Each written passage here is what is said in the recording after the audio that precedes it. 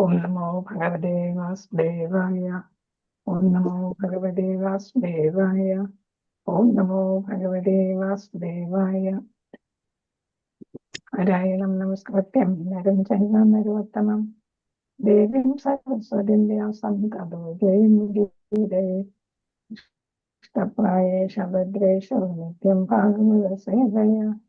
ഭഗവതേ ഉത്തമശ്ലോകേ ഭക്തിർഭവനസ്തകേ ഗംഗോതിവാചാലം പങ്കും ലംഘയതേ ഗിരിം യത്കൃപാതമഹം വന്ദേ ശ്രീഗുരും ദീനതാരിണം ശ്രീചൈതന്യം ഈശ്വരം പരമാനന്ദമാധവം.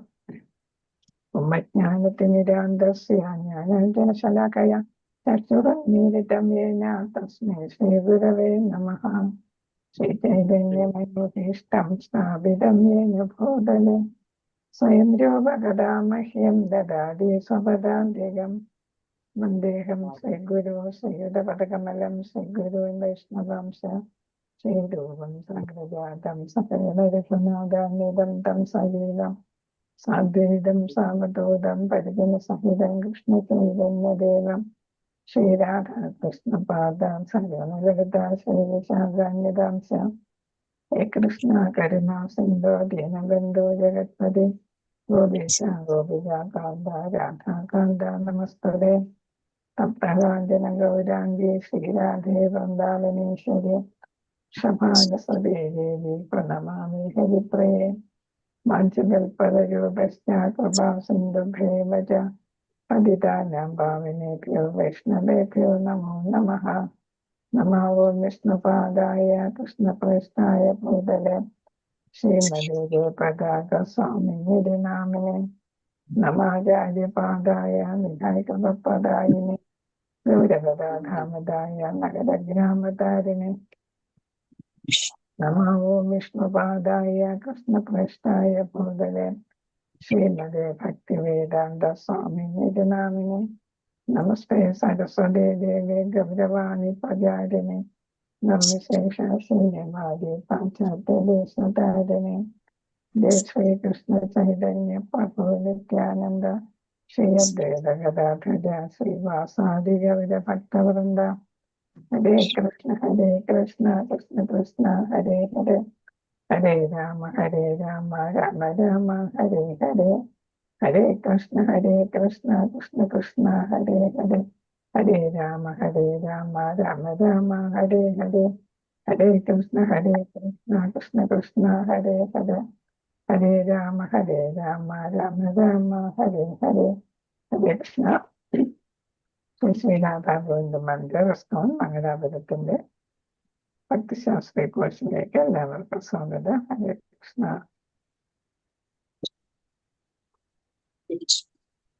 കൃഷ്ണ. നമ്മൾ ഇന്നിപ്പോ എല്ലാവർക്കും പ്രണാമം. ഹരേ കൃഷ്ണ. നമ്മൾ ഇന്നിപ്പോ പഠിക്കുന്നത് അധ്യായം 9. അധ്യായം 9ന്റെ പ്രാധാന്യം എന്താണ്?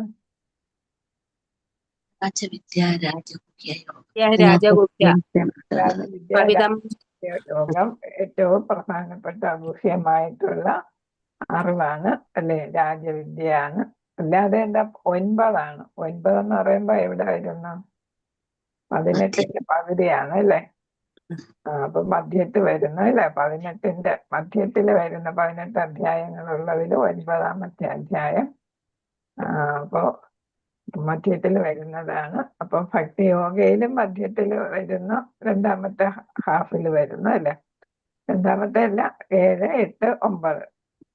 അപ്പൊ അവിടെയും ഏതാണ്ട് മധ്യം. പിന്നെ ശ്ലോകങ്ങൾ 700 നോക്കുമ്പോ അതിന്റെ ഏതാണ്ട് മധ്യത്തിലായിട്ട് ഇത് വരുന്നുണ്ട്. 700 ശ്ലോകങ്ങളുള്ളതില് ഇതിന്റെ 14 ശ്ലോകം ഏറ്റവും പ്രധാനപ്പെട്ട ശ്ലോകം രാധാറാണിയെ പുകഴ്ത്തുന്ന ശ്ലോകമാണ്. രാധാറാണി ആരാണ്? ഭക്തിയുടെ ദേവതയായിട്ടാണ് കണക്കാക്കുന്നത് അല്ലെ. കൃഷ്ണന് ഏറ്റവും പ്രിയപ്പെട്ട ആളാണ്, ഭക്തയാണ്. അപ്പൊ ആ രാധാറാണിയെ പുകഴ്ത്തുന്ന ശ്ലോകം ഈ അധ്യായത്തിൽ 13, 14 ശ്ലോകങ്ങളായിട്ട് വരും. അപ്പൊ 13 ശ്ലോകത്തിന്റെ മുമ്പ് വരുന്നത് കറക്റ്റ് ആയിട്ട് പകുതി ആയിട്ട് വരും. 349ാമത്തെ ശ്ലോകം, പിന്നെ 351ാമത്തെ ശ്ലോകം, അങ്ങനെയാണ് വരുന്നത്. അപ്പൊ പകുതി, 700-ൽ പകുതിയായിട്ട് അല്ലെ. 50ഉം 51 ശ്ലോകങ്ങളായിട്ട് വരുന്നു. അപ്പൊ ഇത് ഏറ്റവും മധ്യത്തിലായിട്ട് വരുന്ന ശ്ലോകമാണ്. രാജവിദ്യ, ഗുഹ്യയോഗം. ഗുഹ്യ എന്താണ് പറയുക? ഗുഹ്യം എന്ന് വെച്ചാൽ എന്താണ്? രഹസ്യമായത്. ഏറ്റവും തരം എന്താണ് രഹസ്യങ്ങളെ കുറിച്ച് പഠിച്ചിട്ടുണ്ട്. ഏഴാമത്തെ ശ്ലോകത്തില് അധ്യായത്തില് ഗുഹ്യമായിട്ടുള്ള കാര്യമാണ് അതിൽ പഠിച്ചത്. 8ാമത്തെ ശ്ലോകത്തില് എന്താണ് അത് നമ്മൾ പറയുന്ന എന്താണ് കുറച്ചും കൂടെ ഗുഹ്യമായിട്ടുള്ള മോർ കോൺഫിഡൻഷ്യൽ രഹസ്യമായിട്ടുള്ള തരം അല്ലെ. ഇവിടെ ആണെങ്കിലോ രഹസ്യതാമം ആയിട്ടുള്ളതാണ് നമ്മൾ ഇതിൽ പഠിക്കുന്നത്. എന്ന് വെച്ചാൽ മോസ്റ്റ് കോൺഫിഡൻഷ്യൽ. ആദ്യത്തത് കോൺഫിഡൻഷ്യൽ, രണ്ടാമത്തത് മോർ കോൺഫിഡൻഷ്യൽ, മൂന്നാമത്തത് മോസ്റ്റ് കോൺഫിഡൻഷ്യൽ. നമുക്കറിയാം, നമ്മൾ ഇംഗ്ലീഷിൽ ഗ്രാമർ പഠിച്ചപ്പോൾ പഠിച്ചതാണ് അല്ലേ. അപ്പൊ രണ്ടാമത്തത് മോർ കോൺഫിഡൻഷ്യൽ, മൂന്നാമത്തത് മോസ്റ്റ് കോൺഫിഡൻഷ്യൽ, അതീവ രഹസ്യം അല്ലെ, ഏറ്റവും വലിയ രഹസ്യം, ഗുഹ്യമായിട്ടുള്ള കാര്യം. അപ്പൊ രഹസ്യം, രഹസ്യതാരം, രഹസ്യ താമം, 3 വാക്കുകൾ അവിടെ വരുന്നത്. അപ്പൊ ആ രഹസ്യതമമായിട്ടുള്ളതാണ് നമ്മളിവിടെ പഠിക്കുന്നത്. രാധാഗോവിന്ദക്ക് ജയകൃഷ്ണ. അപ്പൊ ഇത് നമ്മൾ കഴിഞ്ഞ ക്ലാസ്സിൽ പഠിച്ച കാര്യങ്ങളാണ്. അർജുനന്റെ 3 ചോദ്യങ്ങൾ ഉണ്ടായിരുന്നു. മരണവേളയെ സ്മരിക്കുന്നത് എങ്ങനെ, ജ്ഞാനമാർഗത്തിലൂടെ എങ്ങനെ സ്മരിക്കാം, പിന്നെ ഏതാണ് ഭക്തിമാർഗത്തിലൂടെ എങ്ങനെ സ്മരിക്കാം, പിന്നെ ആധ്യാത്മിക ഭൗതികമായ ലോകത്തിന്റെ വ്യത്യാസം പഠിച്ചു, പിന്നെ ഭക്തിയുടെ പരമോധികാരം അല്ലെ, പരമമായിട്ടുള്ള അധികാരം എന്ന് വെച്ചാൽ എല്ലാ യോഗകളിലും വെച്ച് ഏറ്റവും പ്രധാനപ്പെട്ട ശ്രേഷ്ഠമായിട്ടുള്ള യോഗ ഏതാണ്? ഭക്തിയോഗ. കാര്യങ്ങളാണ് നമ്മൾ 8ാമത്തെ അധ്യായത്തിൽ പഠിച്ചത്. അപ്പൊ ഇവിടെ പറയുന്നു, അധ്യായത്തിൽ ഒരു അനന്യ എന്നുള്ള വാക്ക് എവിടെയൊക്കെ വരുമെന്ന് നമ്മൾ ചോദിച്ചിട്ടുണ്ടല്ലേ. അപ്പൊ ഈ 8ാമത്തെ അധ്യായത്തിലും വരുന്നുണ്ട്, 9ാമത്തെ അധ്യായത്തിലും വരുന്നുണ്ട്, പലയിടത്തും വരുന്നുണ്ട്. 7 മുതൽ 12 വരെയുള്ളതില് 8ലും 9ലും ഇത് വരുന്നു, അനന്യ ഭക്തി വരുന്നു. അനന്യ ഇവിടെ പറയുന്നുണ്ട് കലർപ്പില്ലാത്ത എന്നാണ് ഇവിടെ അതിന്റെ അർത്ഥം കൊടുത്തിരിക്കുന്നത് അല്ലേ. അപ്പൊ എന്താണ് ഇത്? ഞാൻ ഇച്ചിരി കുറച്ചിടട്ടെ, കുറച്ച് തീരാൻ ചെറുതായി പോകുന്നല്ലേ. കാണിക്കാൻ പറ്റുന്നുണ്ടോ കുറയ്ക്കുമ്പോ? അപ്പൊ ഇതെന്താ? അനന്യ കലർപ്പില്ലാത്ത ഭക്തൻ വെളിച്ചത്തിന്റെ ഇരുട്ടിന്റെയും പാതയെ കടക്കുന്നു അല്ലെ. അതൊക്കെ നമ്മൾ പഠിച്ചതാണ്. ശുക്ലപക്ഷവും പിന്നെ ഏതാണ് കൃഷ്ണപക്ഷവും ഉത്തരായണവും ദക്ഷിണായനവും ഒക്കെ. അപ്പൊ അനന്യ ഭക്തനാണ് ഏത് രാത്രിയാണെങ്കിലും പകലാണെങ്കിലും എപ്പോ പോയാലും, ഉത്തരായണത്തിൽ പോയാലും ദക്ഷിണായനത്തിൽ പോയാലും ഭഗവാന്റെ ധാമത്തിൽ തന്നെ എത്തും എന്ന് പറഞ്ഞല്ലേ. അവിടെ ഭക്തിയുടെ മേൽക്കോയ്മ പറഞ്ഞു. പിന്നെ ഇവിടെ പറയുന്നത് ഒരേ ചോദ്യങ്ങൾ തന്നെയാണ് വരുന്നത്. 7, 9ലും ഒരേപോലെയാണ് വരുന്നത്. എന്ന് വെച്ചാല് അനന്യ ഭക്തിയെ കുറിച്ച് തന്നെയാണ് 2ലും പറയുന്നത്. 9ല് ഇച്ചിരി കൂടെ അഗാധമായിട്ടുള്ള വിശദീകരണം ഭഗവാൻ കൊടുക്കുന്നുണ്ട് എന്നുള്ളതാണ് ഈ 9ാമത്തതിന്റെ പ്രത്യേകത. അപ്പൊ 7ലും 9ലും മറ്റേത് 7ാമത്തെ അധ്യായം എന്തായിരുന്നു? 7ാമത്തെ അധ്യായം ഏതാ? ജ്ഞാനവിജ്ഞാനയോഗം. ജ്ഞാനവും വിജ്ഞാനവും അല്ലേ. ജ്ഞാനം എന്ന് പറയുന്നത് ഭഗവാനെ കുറിച്ചുള്ള അറിവ്, വിജ്ഞാനം എന്ന് പറയുന്നത് എന്താണ്? ഭഗവാനെ സാക്ഷാത്കാരം അല്ലെ. പ്രാവർത്തികമാക്കി സാക്ഷാത്കാരം നേടുന്ന, പ്രാവർത്തികമാക്കുമ്പോഴാണല്ലോ സാക്ഷാത്കാരം കിട്ടുക. അപ്പൊ അതാണ്. അപ്പൊ അത് എങ്ങനെയാണ് നമുക്ക് സാധിക്കുന്നത് എന്നൊക്കെ വിശദീകരിച്ചാണ് ഈ 9ാമത്തെ സ്കന്ധത്തില് പറയുന്നത്. അപ്പൊ ചിലപ്പോ നമുക്ക് തോന്നി രണ്ടും ഏതാണ്ട് ഒരുപോലെ അല്ലേ എന്ന് തോന്നാം. അതുകൊണ്ടാണ് ഇവിടെ എടുത്തു പറഞ്ഞിരിക്കുന്നത് 2ന് സാമ്യമുണ്ട്, എന്നാലും 9ല് ഇച്ചിരി കൂടെ വിശദീകരിച്ച് പറഞ്ഞു തന്നിട്ടുണ്ട് എന്നാണ്. എന്നിട്ട് നമ്മളിത് പ്രാക്ടീസ് ചെയ്യാനാണ് ഭഗവാൻ ഉദ്ദേശിക്കുന്നത് അല്ലേ. അപ്പൊ നമുക്ക് വിശദമായിട്ട് പറഞ്ഞു തരും രഹസ്യമായിട്ടുള്ള കാര്യം, എങ്ങനെയാണ് ഭക്തി ചെയ്യേണ്ടത്, ഭക്തി എന്താണ്, ഭക്തി എങ്ങനെയാണ് ചെയ്യേണ്ടത് എന്നാണ് ഇവിടെ പറഞ്ഞു തരുന്നത്. അപ്പൊ ഭക്തിയുടെ സേവനം വഴി ആത്മാവ് ഭഗവാനുമായും ശാശ്വത ബന്ധത്തിൽ ഏർപ്പെടേണ്ടതാണ് അല്ലെ. അപ്പൊ പരിശുദ്ധ ഭക്തി ഉണ്ടാകുമ്പോൾ ആധ്യാത്മിക മണ്ഡലത്തിൽ, അതായത് സ്പിരിച്വൽ യൂണിവേഴ്സിലെ കൃഷ്ണന്റെ അടുത്ത് നമുക്ക് എങ്ങനെ എത്തിച്ചേരാം എന്നാണ് ഇതില് വിശദീകരിച്ച് തരുന്നത്. ഇവിടെ നമുക്ക് കുറച്ച് യോഗ്യതകളൊക്കെ വേണം, അതൊക്കെ അറിയാനായിട്ട് അല്ലെ. അർജുനന് ആ യോഗ്യതയുണ്ട്, നമ്മൾ പഠിച്ചു. എന്താണ് യോഗ്യത? അർജുനന് നേരത്തെ 2ാമത്തെ അധ്യായത്തിലെ പറഞ്ഞു. എന്താ ഞാൻ നിനക്കിത് പറഞ്ഞു തരുന്നു എന്തുകൊണ്ട്? ആ ആ 2ാമത്തത് അതാണ് പ്രധാനം. അസൂയ പാടില്ല. നമ്മൾ ഭക്തര് തമ്മില് അസൂയ പാടില്ല എന്നുള്ളതാണ് അല്ലെ. നമ്മൾ ഏതാണ് അസൂയക്ക് envy എന്നും പറയും, ജലസ് എന്നൊക്കെ നമ്മൾ പറയും അല്ലെ. അപ്പൊ അത് പാടില്ല. അപ്പൊ അസൂയ പാടില്ല. സുഹൃത്ത് തന്നെ, അത് പണ്ടേ സുഹൃത്ത്. പക്ഷെ പ്രത്യേകത എന്താണ്? അസൂയ ഇല്ലാത്ത സുഹൃത്ത്. അപ്പൊ നമ്മള് പഠനത്തിലൊക്കെ അസൂയ വരും അല്ലെ. ഇവിടെ നമ്മൾ ഭക്തിയില് ഒരു അസൂയയും പാടില്ല എന്നുള്ളതാണ് പറയുന്നത്. അങ്ങോട്ടും ഇങ്ങോട്ടും ഒക്കെ സഹകരിച്ച് നമ്മൾ ഭഗവാന്റെ കാര്യങ്ങൾ നമ്മൾക്ക് പരസ്പരം ചർച്ച ചെയ്യാം അല്ലെ. അപ്പൊ മാതാജി കയറിയായിരുന്നു സത്യമാതി മാതാജി ഒരു യാത്രയാണെന്ന് പറഞ്ഞു. മാതാജി ഇല്ല. മാതാജി മെസ്സേജ് വന്നിട്ടുണ്ട് മാതാജി. എനിക്ക് മെസ്സേജ് വന്നില്ല. എത്ര നാളത്തേക്ക്? ഒരു യാത്രയിലൊക്കെ നെറ്റ് വർക്ക് കിട്ടുവാണെങ്കിൽ കയറാന്ന് പറഞ്ഞിട്ടുണ്ട്. ഇന്ന് കയറിയ മാതാജി, മംഗലാപുരത്ത് നിന്ന് കയറിയതാ. അന്ന് രാത്രി എത്തും. ശരി. ഒരു ദിവസത്തെ 4 മണിയുടെ ട്രെയിനാണേ. അപ്പൊ ഇതിലെന്താണ്? ജ്ഞാന വിജ്ഞാന യോഗം, രാജവിദ്യ, രാജഗുഹ്യ യോഗം. അപ്പൊ അത് വിശദീകരിച്ചു തരുന്നു എന്നുള്ള ഒരു വ്യത്യാസമാണ് വരുന്നത്. അപ്പൊ ഇവിടെ ശ്രവണത്തിന് യോഗ്യതകളെ കുറിച്ച് പറയുന്നുണ്ട്. അതാണ് 1ാം വിഭാഗത്തിൽ പറയുന്നത്. യോഗ്യത അസൂയയില്ല അല്ലേ, ഇവിടെ പറയുന്നുണ്ട് യോഗ്യതകളും അയോഗ്യതകളും. 2ാമത്തെ വിഭാഗത്തില് ഐശ്വര്യ ജ്ഞാനത്തിനെ കുറിച്ചാണ് പറയുന്നത്.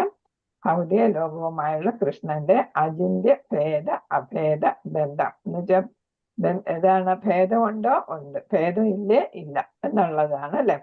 അപ്പൊ ഭഗവാനും ജീവാത്മാക്കളും അല്ലെങ്കിൽ ഭൗതിക പ്രകൃതിയും ഒക്കെ തമ്മിലുള്ള, പ്രധാനമായിട്ടും ജീവാത്മാക്കളും തമ്മില് ഭേദമുണ്ടോ എന്ന് ചോദിച്ചാൽ ഉണ്ട്. ഭേദം ഇല്ലേ എന്ന് ചോദിച്ചാൽ ഇല്ല. അതാണ് ഇതാ പറയുന്നത് ഭേദ അഭേദ ബന്ധം എന്ന് പറയുന്നത്. അതായത് ഗുണത്തിൽ നമ്മൾ ഒന്ന് തന്നെയാണ്. അപ്പൊ എന്താണ്? അഭേദമാണ് അല്ലെ, ഭേദം ഇല്ല. അതേസമയം ക്വാണ്ടിറ്റിയില് നമ്മൾ എന്താണ്? ക്വാളിറ്റിയില് എന്താണ്? ഭേദം ഇല്ല. അതേസമയം ക്വാണ്ടിറ്റിയിൽ, അളവില് എന്താണ്? അളവിലെന്താണ്? ഭേദം ഉണ്ട് അല്ലെ. അതാണ് ഭേദ അഭേദ തത്വം. ഇത് നമ്മൾ പലപ്പോഴും പഠിച്ചതാണല്ലോ. കടലിലെ ഉപ്പുവെള്ളത്തിന്റെ കാര്യം ഉദാഹരണമായിട്ട് ഒന്നാണെങ്കിലും ക്വാണ്ടിറ്റിയിൽ വ്യത്യാസമുണ്ട്. അതാണ് ഭേദ അഭേദ ബന്ധം എന്ന് പറയുന്നത്. പിന്നെ ആരാധിക്കുന്നവരും ആരാധിക്കാത്തവരെയും കുറിച്ച് പറയുന്നുണ്ട്. അപ്പൊ ഇവിടെ 2ാം വിഭാഗത്തിൽ ആദ്യത്തേതിൽ വിശ്വാസം ഏറ്റവും പ്രധാനം. അസൂയ പാടില്ല, വിശ്വാസം ഉണ്ടായിരിക്കണം. ഒരു അസൂയുള്ള ആളും അവിശ്വാസിയും ഒരിക്കലും ഭഗവാന്റെ പദത്തില് എത്തിച്ചേരത്തില്ല, ധാമത്തില് എത്തിച്ചേരില്ല എന്നാണ് പറയുന്നത്. 2ാമത്തെ വിഭാഗത്തില് ഐശ്വര്യജ്ഞാനത്തെ കുറിച്ച് പഠിക്കുന്നു. 4 മുതൽ 10 വരെയുള്ള ശ്ലോകങ്ങളില് അതിൽ ഷഡ്ഐശ്വര്യങ്ങൾ ഭഗവാനുണ്ട്. അതാണ് ഭേദാഭേദം. നമുക്ക് ആ ഐശ്വര്യങ്ങളൊക്കെ ഉണ്ടോ എന്നുള്ളതാണ്. അപ്പൊ ഇവിടെ ഭഗവാൻ സൃഷ്ടിസ്ഥിതി സംഹാരങ്ങളൊക്കെ നടത്തുന്നു. പക്ഷെ എന്താണ്? ഒന്നിലും ഭഗവാൻ സ്ഥിതി ചെയ്യുന്നില്ല, അദ്ദേഹത്തെ അത് ബാധിക്കുന്നില്ല. അദ്ദേഹം എന്താണ്? നിഷ്പക്ഷനായിട്ട് നിൽക്കുന്നു. അവിടെയാണ് ഈ ഭേദ അഭേദ തത്വം ഒക്കെ പറയുന്നത്. 3ാം വിഭാഗത്തില് ആരാധിക്കുന്നവർ ആരാണ്? അവര് മഹാത്മാക്കളെന്ന് വിളിക്കും. മറ്റുള്ളവര് ദുരാത്മാക്കൾ, ദുഷ്കൃതികളും സുഹൃതികളും നമ്മൾ പഠിച്ചില്ലേ. അതേപോലെ ഇവിടെ എന്താണ്? മഹാത്മാക്കളെന്നും ദുരാത്മാക്കളെന്നും പറയുന്നുണ്ട്. ദുരാത്മാക്കളെ വിദ്യകൾ അല്ലെ, ഫൂൾസ് എന്നാണ് പ്രഹ്ലാദർ പറഞ്ഞിരിക്കുന്നത്. പിന്നെ 3 തരം ജ്ഞാനികളെ കുറിച്ച് പറയുന്നുണ്ട്. അതിൽ തന്നെ ഏകത്വേന, വിശ്വതോന്മുഖം, പൃഥക്വേന എന്ന് 3 പേരുകൾ. പരീക്ഷയ്ക്കൊക്കെ പേരുകൾ ചോദിക്കാറുണ്ട്. സ്ലൈഡിൽ ഞാൻ കണ്ടില്ല. പ്രബോധക ബുക്കിൽ വളരെ ഡീറ്റെയിൽ ആയിട്ട് കൊടുത്തിട്ടുണ്ട്. നമ്മൾ ഭാവാർത്ഥം വായിക്കുമ്പോൾ അതിലുണ്ട് കേട്ടോ. അപ്പൊ ഏകത്വേന, വിശദോമുഖം, പൃഥക്വേന എന്നുള്ള 3 തരം ജ്ഞാനികളാണ്. പിന്നെ പ്രതീക ഉപാസന, പ്രതീകമായിട്ട് നമ്മൾ ഭഗവാനെ ഓരോന്ന് കല്ല്, മരം ഇങ്ങനെയൊക്കെ നമ്മൾ ആരാധിക്കുന്നുണ്ട്. അതിലാണ് പ്രതീക ഉപാസന എന്ന് പറയുന്നത്. അതാണ് ആരാധിക്കുന്നവരും ആരാധിക്കാത്തവരും. പിന്നെ ആരാധനയുടെ മഹോന്നത വസ്തുവാണ് കൃഷ്ണൻ. 4ാം വിഭാഗത്തിൽ 26 മുതൽ 34 വരെയുള്ള ശ്ലോകം അതാണ് പറയുന്നത്. അതിൽ കൃഷ്ണനെ ആരാധിക്കുന്നതിന്റെ മഹത്വത്തെക്കുറിച്ച് എല്ലാം വിശദമായിട്ട് പറയുന്നു. അത് കഴിഞ്ഞിട്ട് ഭഗവത്ഗീത ജ്ഞാനത്തെക്കുറിച്ച് വിശദമായിട്ട് ഇവിടെ കൊടുത്തിട്ടുണ്ട്. പിന്നെ ഇത്രയുമാണ് ഇതിൽ. പിന്നെ കൃഷ്ണനെ നേരിട്ട് ആരാധിക്കുന്നതിന്റെ മഹത്വം, അതാണ് ഇവിടെ 2 കാര്യമായിട്ട് കൊടുത്തിരിക്കുന്നത്. അപ്പൊ ഇത്രയുമാണ് ഇതിൽ വരുന്നത്. അപ്പൊ നമുക്ക് എപ്പോ വേണമെങ്കിലും ഭഗവാന്റെ അടുത്ത് എത്താം. രാത്രിയും പകലും കൃഷ്ണ പക്ഷവും ശുക്ലപക്ഷവും ഒന്നും നോക്കണ്ട, എന്തുമാത്രം ചെയ്താൽ മതി. ഈ അധ്യായത്തിൽ പറയുന്ന തരത്തില് നമ്മൾ ഭക്തി സേവനം ഭക്തി മാർഗം സ്വീകരിച്ച് ഭക്തിയുടെ സേവനവും ഭക്തിയുമൊക്കെ ചെയ്താൽ മതി. സത്സംഗത്തിലൂടെയും ഗുരുവിലൂടെയും ഒക്കെ നമ്മൾ കലർപ്പില്ലാതെ ഭക്തിയുടെ സേവനം ചെയ്താൽ എപ്പോ വേണമെങ്കിലും നമുക്ക് ഭഗവാന്റെ അടുത്ത് തിരിച്ചു പോകാനായിട്ട് സാധിക്കും. അതാണ് ഇതിൽ പ്രധാനമായിട്ടും വരുന്നത്. ഹരേ കൃഷ്ണ. ഈ പറഞ്ഞ കാര്യങ്ങൾ തന്നെയാണ് ഒരു ചാർട്ട് രൂപത്തിൽ കൊടുത്തിരിക്കുന്നു എന്നുള്ളത് മാത്രം. ഹരേ കൃഷ്ണ. അപ്പൊ 1 മുതൽ 3 വരെയുള്ളത് ഇല്ലായ്മ ഒരാളെ കൃഷ്ണനെ കുറിച്ചുള്ള രഹസ്യമായ അറിവ് കേൾക്കാൻ അനുവദിക്കുന്നു. അവിശ്വാസം ഒരാളെ ജനനത്തിനും മരണത്തിനും പ്രേരിപ്പിക്കുന്നു. അപ്പൊ ആളുകൾ എന്ത് ചെയ്യുന്നു? കുറെ പേരൊക്കെ ആത്മഹത്യയൊക്കെ ചെയ്യുന്നു അല്ലെ? അപ്പൊ അവർക്കൊന്നും എന്താണ് ഭഗവാനെ കുറിച്ചുള്ള ഗുഹ്യമായിട്ടുള്ള അറിവില്ലാത്തത് കൊണ്ടാണ് അവര് ആത്മഹത്യ ചെയ്യുന്നതും. അതേപോലെ തന്നെ ഈ ഭൗതിക ആസ്വാദനത്തിൽ, ഇന്ദ്രിയ ആസ്വാദനത്തിൽ, ലൗകിക ആസ്വാദനത്തിലൊക്കെ മുഴുകുന്നത്. നമുക്ക് ആസ്വാദനം വേണം അല്ലെ, ഒരു പരിധിയിൽ അല്ലെ. നമുക്ക് ജീവിതം എപ്പോഴും മൊണോട്ടണസ് ആയിട്ടിരിക്കുന്നതല്ലോ അല്ലെ, ബോറായിട്ടിരിക്കാൻ പാടില്ല അല്ലെ. ഭഗവാൻ തന്നെ എപ്പോഴും സന്തോഷിച്ചിരിക്കുന്ന ആളാണ് അല്ലെ, എപ്പോഴും സന്തോഷം ഇഷ്ടപ്പെടുന്ന ആളാണ്. അതാണ് എപ്പോഴും ചിരിച്ചും കളിച്ചും ഡാൻസ് ചെയ്തും അല്ലെ ഒക്കെ ഉള്ള ഒരു സന്തോഷകരമായിട്ടുള്ള ജീവിതമാണ് ഭഗവാൻ എല്ലാവരിൽ നിന്നും പ്രതീക്ഷിക്കുന്നത്. അപ്പൊ ഭഗവാനെ കുറിച്ചുള്ള ജ്ഞാനം ഉണ്ടായാൽ നമുക്ക് എന്താണ് ഈ ജീവിതം സുഖകരമായിട്ട് മാറും. നമുക്ക് തിരിച്ച് ഭഗവാനെ ഭക്തിപൂർവ്വം ആരാധിച്ച് നമുക്ക് തിരിച്ചു പോകാനും പറ്റും. അപ്പൊ അതിന് എന്താണ് വേണ്ടത്? ഭഗവാനെ കുറിച്ചുള്ള രഹസ്യമായിട്ടുള്ള അറിവ് നമുക്കുണ്ട്, കേൾക്കണം. അത് നമ്മൾ കേൾക്കാൻ തയ്യാറാകണം. അപ്പൊ ശ്രവണത്തിന്റെ പ്രാധാന്യം ഇവിടെ വരുന്നുണ്ട്. മുമ്പ് നമ്മൾ ശ്രവണത്തിന്റെ കാര്യം പഠിച്ചു അല്ലെ. പിന്നെ ഏതാണ്? അവിശ്വാസം പാടില്ല. അത് നമ്മൾ നവയുഗ സേവനത്തിൽ ആദ്യം വരുന്നത് ഏതാണ്? ശ്രവണം. എന്നാൽ 9 ഭക്തി ഘട്ടങ്ങളിൽ ആദ്യം വരുന്ന എന്താണ്?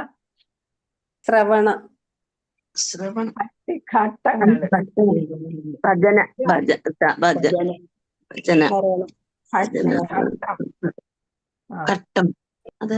ശ്രദ്ധ, സാധുസംഗം,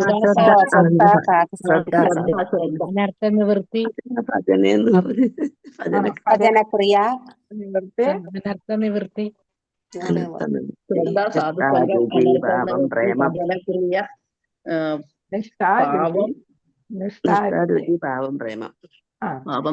ആസക്തി ഉണ്ട് അല്ലെ. ആസക്തി, ഭാവം, പ്രേമം. ആദ്യം വരുന്നത് തന്നെയാണ്, ശ്രദ്ധ അല്ലെ. അപ്പൊ നമുക്ക് അത്യാവശ്യം 2 എണ്ണത്തിൽ വരുന്ന ആദ്യത്തെ കാര്യവും നമുക്ക് അത്യാവശ്യമായിട്ടുള്ളതാണ് ശ്രവണവും അല്ലെ. നന്നായിട്ടുള്ള ശ്രവണം ഭഗവാന്റെ ലീലകളും രൂപത്തിനെ കുറിച്ചും പിന്നെ ഇതാണ് നാമം എല്ലാത്തിനെ കുറിച്ചുള്ള വർണ്ണനകളും എല്ലാം ശ്രവണത്തിൽപ്പെടും. ശ്രദ്ധ എന്ന് പറയുന്നത് ഭഗവാനിലും ഭഗവാന്റെ ഗ്രന്ഥങ്ങളിലും ഗുരുവിലും എന്ത് ചെയ്യണം? ഭക്തരില് അല്ലെ, ശുദ്ധ ഭക്തരുണ്ടല്ലോ, ശുദ്ധ ഭക്തരില് സത്വഗുണത്തിലെത്തിയിട്ടുള്ള പ്രഭുപാദർ, പിന്നെ അതേപോലെ ചൈതന്യ മഹാപ്രഭു, പിന്നെ ആരുണ്ട്? നാമാചാര്യ ഹരിദാസ് ഠാക്കൂർ, ഷഡ്ഗോസ്വാമിമാർ അല്ലെ. ഇവരെല്ലാം ആരാണ്? ശുദ്ധ ഭക്തരാണ് അല്ലെ. അപ്പൊ അവരിലും നമുക്ക് വിശ്വാസം ഉണ്ടായിരിക്കണം. പിന്നെ അവരുടെ ഗ്രന്ഥങ്ങളിൽ നമുക്ക് ജ്ഞാനം ഉണ്ടാകണം. അതിൽ വിശ്വാസം ഉണ്ടായാണല്ലോ നമ്മൾ ശ്രവിക്കുകയും വായിക്കുകയും ഒക്കെ ചെയ്ത് ജ്ഞാനം നേടുന്നത്. അപ്പൊ നമുക്ക് അങ്ങനെ ഗുഹ്യമായിട്ടുള്ള ജ്ഞാനം നേടാനായിട്ട് സാധിക്കും. അപ്പൊ ഭഗവാനെ പ്രാപിക്കാനുള്ള അതീവ രഹസ്യം ആയിട്ടുള്ള ജ്ഞാനമായതുകൊണ്ടാണ് അതിനെ ഏത് പേരിൽ വിളിക്കുന്നത്? ഗുഹ്യതാമം എന്ന് പറയുന്ന രാജയോഗം, രാജവിദ്യ, രാജയോഗം എന്നുള്ള പേര് അതുകൊണ്ടാണ് ഇതിന് വന്നിരിക്കുന്നത്. കൃഷ്ണ. അപ്പൊ അതില് ആദ്യത്തേതില് ശ്രവണങ്ങളുടെ കാര്യം പറയുന്നുണ്ട്. ശ്രീ ഭഗവാനുവാച ഇദം തൂതേ ഗുഹ്യതമം പ്രവക്ഷ്യാമി അനസൂയവേ ജ്ഞാനം വിജ്ഞാന സഹിതം യജ്ഞാതോ മോക്ഷസേ അശുഭാത്. അപ്പൊ ഇവിടെ എന്താണ് പറയുന്നത്? ശരിയായ ശ്രവണത്തിന്റെ ആവശ്യമാണ് ഇതില് ഭഗവാൻ ഊന്നി പറയുന്നത്. ശരിയായ ശ്രവണത്തിലൂടെ എന്ത് ചെയ്യും? നമുക്ക് അറിവ്, ഭഗവാനെ കുറിച്ചുള്ള ജ്ഞാനം, യഥാർത്ഥ ജ്ഞാനം നേടാനും അങ്ങനെ നമുക്ക് അറിവിന്റെ മാഹാത്മ്യം മനസ്സിലാക്കാനും സാധിക്കും. പിന്നെ അത് അനസൂയ എന്ന് വെച്ചാല് അസൂയയില്ലാത്തവരായിരിക്കണം. അവർക്കെന്ത് വർദ്ധിക്കും? ശ്രദ്ധ വർദ്ധിക്കും, അല്ലെ? വിശ്വാസം വർദ്ധിക്കും, അവരുടെ ശ്രവണവും ശരിയാകും. അപ്പൊ അവർക്ക് എന്താണ്? യഥാർത്ഥത്തിലുള്ള ജ്ഞാനം നേടി ശുദ്ധഭക്തരായിട്ട് മാറാനായിട്ട് സാധിക്കും. അങ്ങനെ ഭഗവത് സാക്ഷാത്കാരത്തിന് ഇടവരുന്നു എന്നാണ് ഇവിടെ പറയുന്നത്. അപ്പൊ ഇതാണ് സാക്ഷാത്കാരം, ആണ് വിജ്ഞാനം, അല്ലെ? ആധ്യാത്മിക സാക്ഷാത്കാരം നേടാനായിട്ട് സാധിക്കും. അപ്പൊ അതിന് രണ്ട് കാര്യം പ്രധാനമായിട്ട്: ശ്രദ്ധ വേണം, ശ്രവണം വേണം, അല്ലെ? ശ്രവണവും ശ്രദ്ധയും അതാണ് അത്യാവശ്യമായിട്ടുള്ള. അപ്പൊ അതിലൂടെ ജ്ഞാനം, ജ്ഞാനത്തിലൂടെ വിജ്ഞാനം. അപ്പൊ ജ്ഞാനവും വിജ്ഞാനവും ഏതിലൂടെ സാധിക്കുന്നു? ശ്രവണം, ശ്രദ്ധ, അതിലൂടെ സാധിക്കും, അല്ലെ? പിന്നെന്താണ്? അനസൂയ എന്നാണ് പറയുന്നത്. അനസൂയ എന്ന് വെച്ചാല് അസൂയയില്ലായ്മ, അല്ലെ? അപ്പൊ അതിന് അത്യാവശ്യം വേണ്ട വേറൊരു ഘടകമാണ് അസൂയയില്ലായ്മ. ഇപ്പൊ ഇവിടെ 5 കാര്യങ്ങളെ കുറിച്ച് പറഞ്ഞ ഏതാണ്? ശ്രദ്ധ, ശ്രവണം, അല്ലെ? ഏതാ പറഞ്ഞത്? ശ്രദ്ധ അല്ലെങ്കിൽ പിന്നെ ഏതാ? വിശ്വാസം. പിന്നെ പറഞ്ഞതാണ് ശ്രവണം. പിന്നെ വേറെ ജ്ഞാനം, വിജ്ഞാനം. പിന്നെ ഏതാണ്? അസൂയയില്ലായ്മ, അല്ലെ? അല്ലെങ്കിൽ അനസൂയ. അപ്പൊ ഇത്രയും കാര്യമുള്ള ആളിനാണ് ഈ ശരിയായിട്ടുള്ള രഹസ്യം അറിയാനും സാക്ഷാത്കാരം സാധിക്കുന്നതും ഭഗവത്ധാമത്തില് തിരിച്ചു പോകുന്നത്. അപ്പൊ ഇവിടെ 1ാമത്തെ ശ്ലോകത്തില് ഭഗവാൻ പറയുന്നുണ്ട്, ഇതാണ് അർജുനൻ. അപ്പൊ ഇവിടെ പറയുന്നത് എന്താണ്? അസൂയയില്ലാത്ത ആളാണ് അർജുനൻ. അതുകൊണ്ട് അർജുന, നിനക്ക് ഞാനിത് നീ യോഗ്യനാണ് ഇത് കേൾക്കാനുള്ള. ഗുഹ്യതമമായിട്ടുള്ള, ഇവിടെ നമ്മൾ ഗുഹ്യതമമാണ് പറയുന്നത്. ഗുഹ്യതാമം 3ാമത്തെ സ്റ്റേജിൽ വരുന്നതാണ് ഗുഹ്യതാമം, അല്ലെ? അതീവ രഹസ്യം. അപ്പൊ അതീവ രഹസ്യമായിട്ടുള്ള എങ്ങനെ ഭക്തി ചെയ്യണം എന്നൊക്കെയുള്ള കാര്യങ്ങൾ അറിയാൻ നീ യോഗ്യനാണ്. അതുകൊണ്ട് ഇതാണ് കലർപ്പില്ലാത്ത ഭക്തിയെക്കുറിച്ച്, അഹൈതുകമായ ഭക്തിയെക്കുറിച്ച് ഞാൻ നിനക്ക് പറഞ്ഞു തരുന്നു എന്നാണ് ഇവിടെ പറയുന്നത്. അപ്പൊ സ്വാർത്ഥർക്കും അസൂയക്കാർക്കും കൃഷ്ണനെയും ഭക്തിയുടെ സേവനത്തെ കുറിച്ച് മനസ്സിലാക്കാൻ കഴിയില്ല. അതുകൊണ്ട് അവര് എന്ത് ചെയ്യുന്നു? ഇവിടെ വീണ്ടും ജനിച്ചും മരിച്ചുമെല്ലാം കഴിയേണ്ടി വരും എന്നാണ്. അപ്പൊ അതാണ് ഇവിടെ പറഞ്ഞിരിക്കുന്നത്. ഒരിക്കലും അസൂയാലുവായിട്ടില്ല. ഹരേ കൃഷ്ണ. അപ്പൊ ഇവിടെ ഈ 3 കാര്യങ്ങൾ. അപ്പൊ രഹസ്യം ഇത് 2, 3 അധ്യായങ്ങൾ. പിന്നെ 6 വരെയുള്ള അധ്യായത്തിൽ അതിനെ കുറിച്ച് തന്നെയാണ് പറയുന്നത്. ജ്ഞാനമാണ്. അപ്പൊ ബേസിക് ആയിട്ടുള്ള നോളജ്. 2ാമത്തെ രഹസ്യതാരം, അത് 7ഉം 8ല് കൃഷ്ണാവബോധം, ഭഗവാനും ഭഗവാന്റെ ശക്തിയെ കുറിച്ചുള്ള ജ്ഞാനം. അപ്പൊ അടുത്ത ഘട്ടത്തിലേക്ക് കടന്നു. അതാണ് രഹസ്യതാരം. ഇത് വെറും ജ്ഞാനം, ജനറൽ നോളജ് നമ്മൾ പറയത്തില്ല, അതാണ് ഇവിടെ.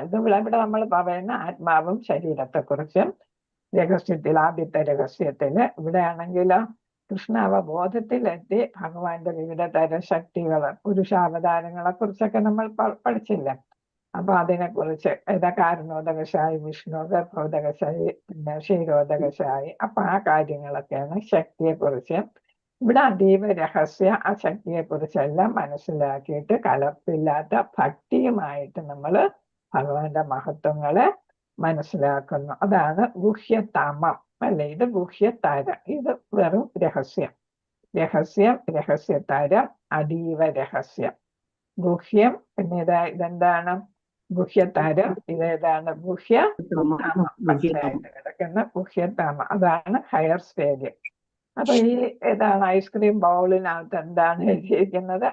ഐസ്ക്രീം ബൗളിൽ കൃഷ്ണനും അർജുനനും കൂടെ ഇങ്ങനെ ഇരിക്കുന്നു. രാജവിദ്യ പകർന്നു കൊടുക്കുകയാണ് ഈ ചെയ്യുന്നത്. അർജുനൻ ശിഷ്യനായിട്ട് നിന്ന് ഭഗവാനിൽ നിന്ന് ഈ രഹസ്യമായിട്ടുള്ള കാര്യങ്ങളെല്ലാം. രാജവിദ്യ എന്ന് വെച്ചാൽ കിങ് ഓഫ് നോളേജ് എന്നാണ്, അല്ലെ?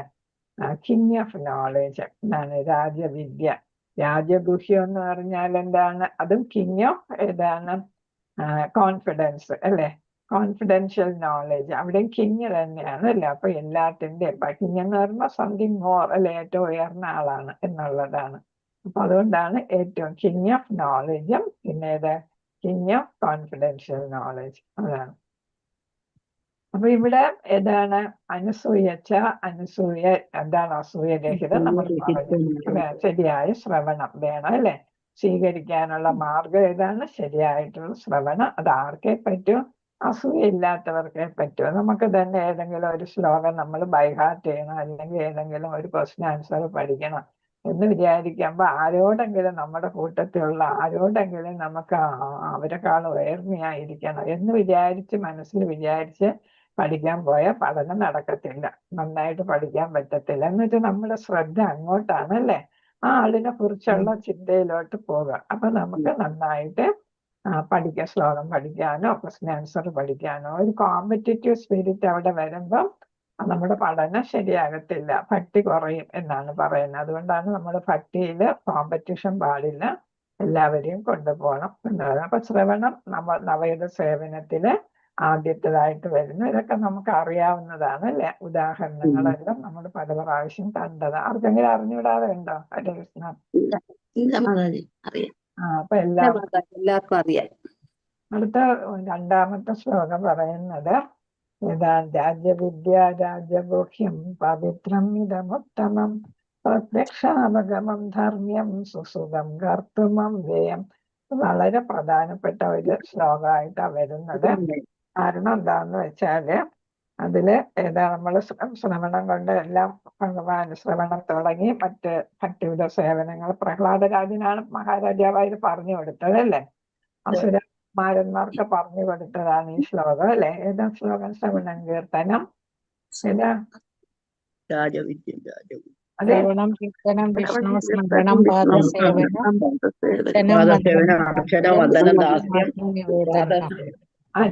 അതെ, അപ്പൊ അത് പ്രഹ്ലാദ മഹാരാജാവിന്റെ സംഭാവനയാണ് അസുര കുമാരന്മാർക്ക്, അല്ലെ? പറഞ്ഞു കൊടുത്തതാണ്.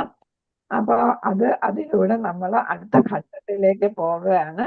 അപ്പൊ അങ്ങനെ നിൽക്കുമ്പോ നമ്മൾ ഉന്നത്യത്തിൽ കൃഷ്ണാവബോധത്തിന്റെ ഏറ്റവും ഉയർന്ന തലത്തില് നമുക്ക് എത്താനായിട്ട് ബലി മഹാരാജാവിന് സാധിച്ചു, അല്ലെ? കാരണം എന്താ? ബലി മഹാരാജാവാണ് ഏറ്റവും വലിയ സേവനത്തിൽ വരുന്നത്. 9ാമത്തെ സേവനമാണ്. ഏതാണത്?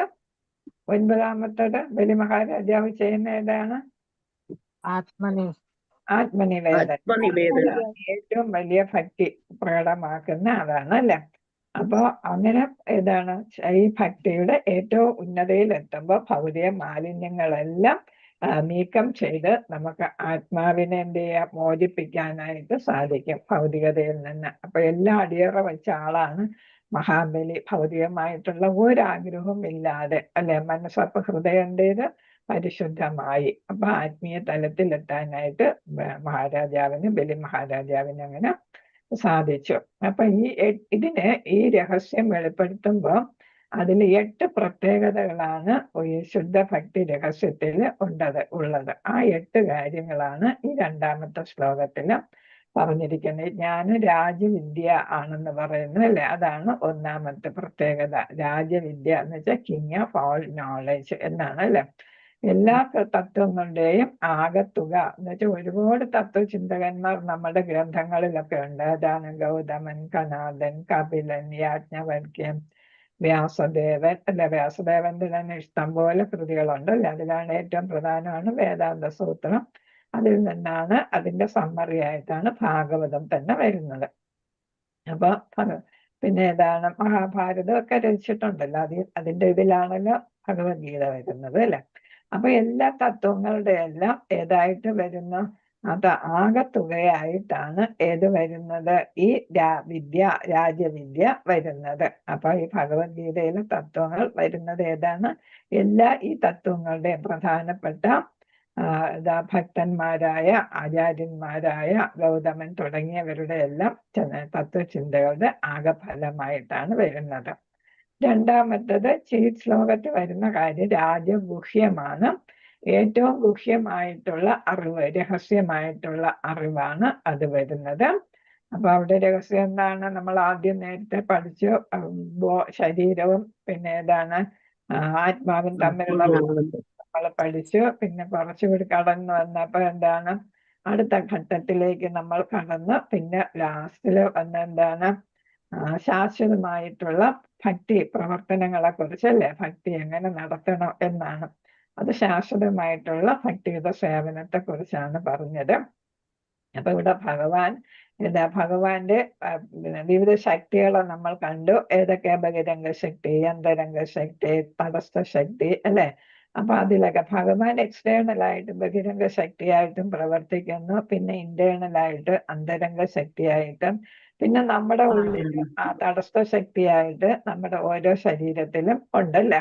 അപ്പൊ അങ്ങനെ പുറത്തും അകത്തും അല്ലെ, എക്സ്റ്റേണൽ ആയിട്ടും ഇന്റേണൽ ആയിട്ടും.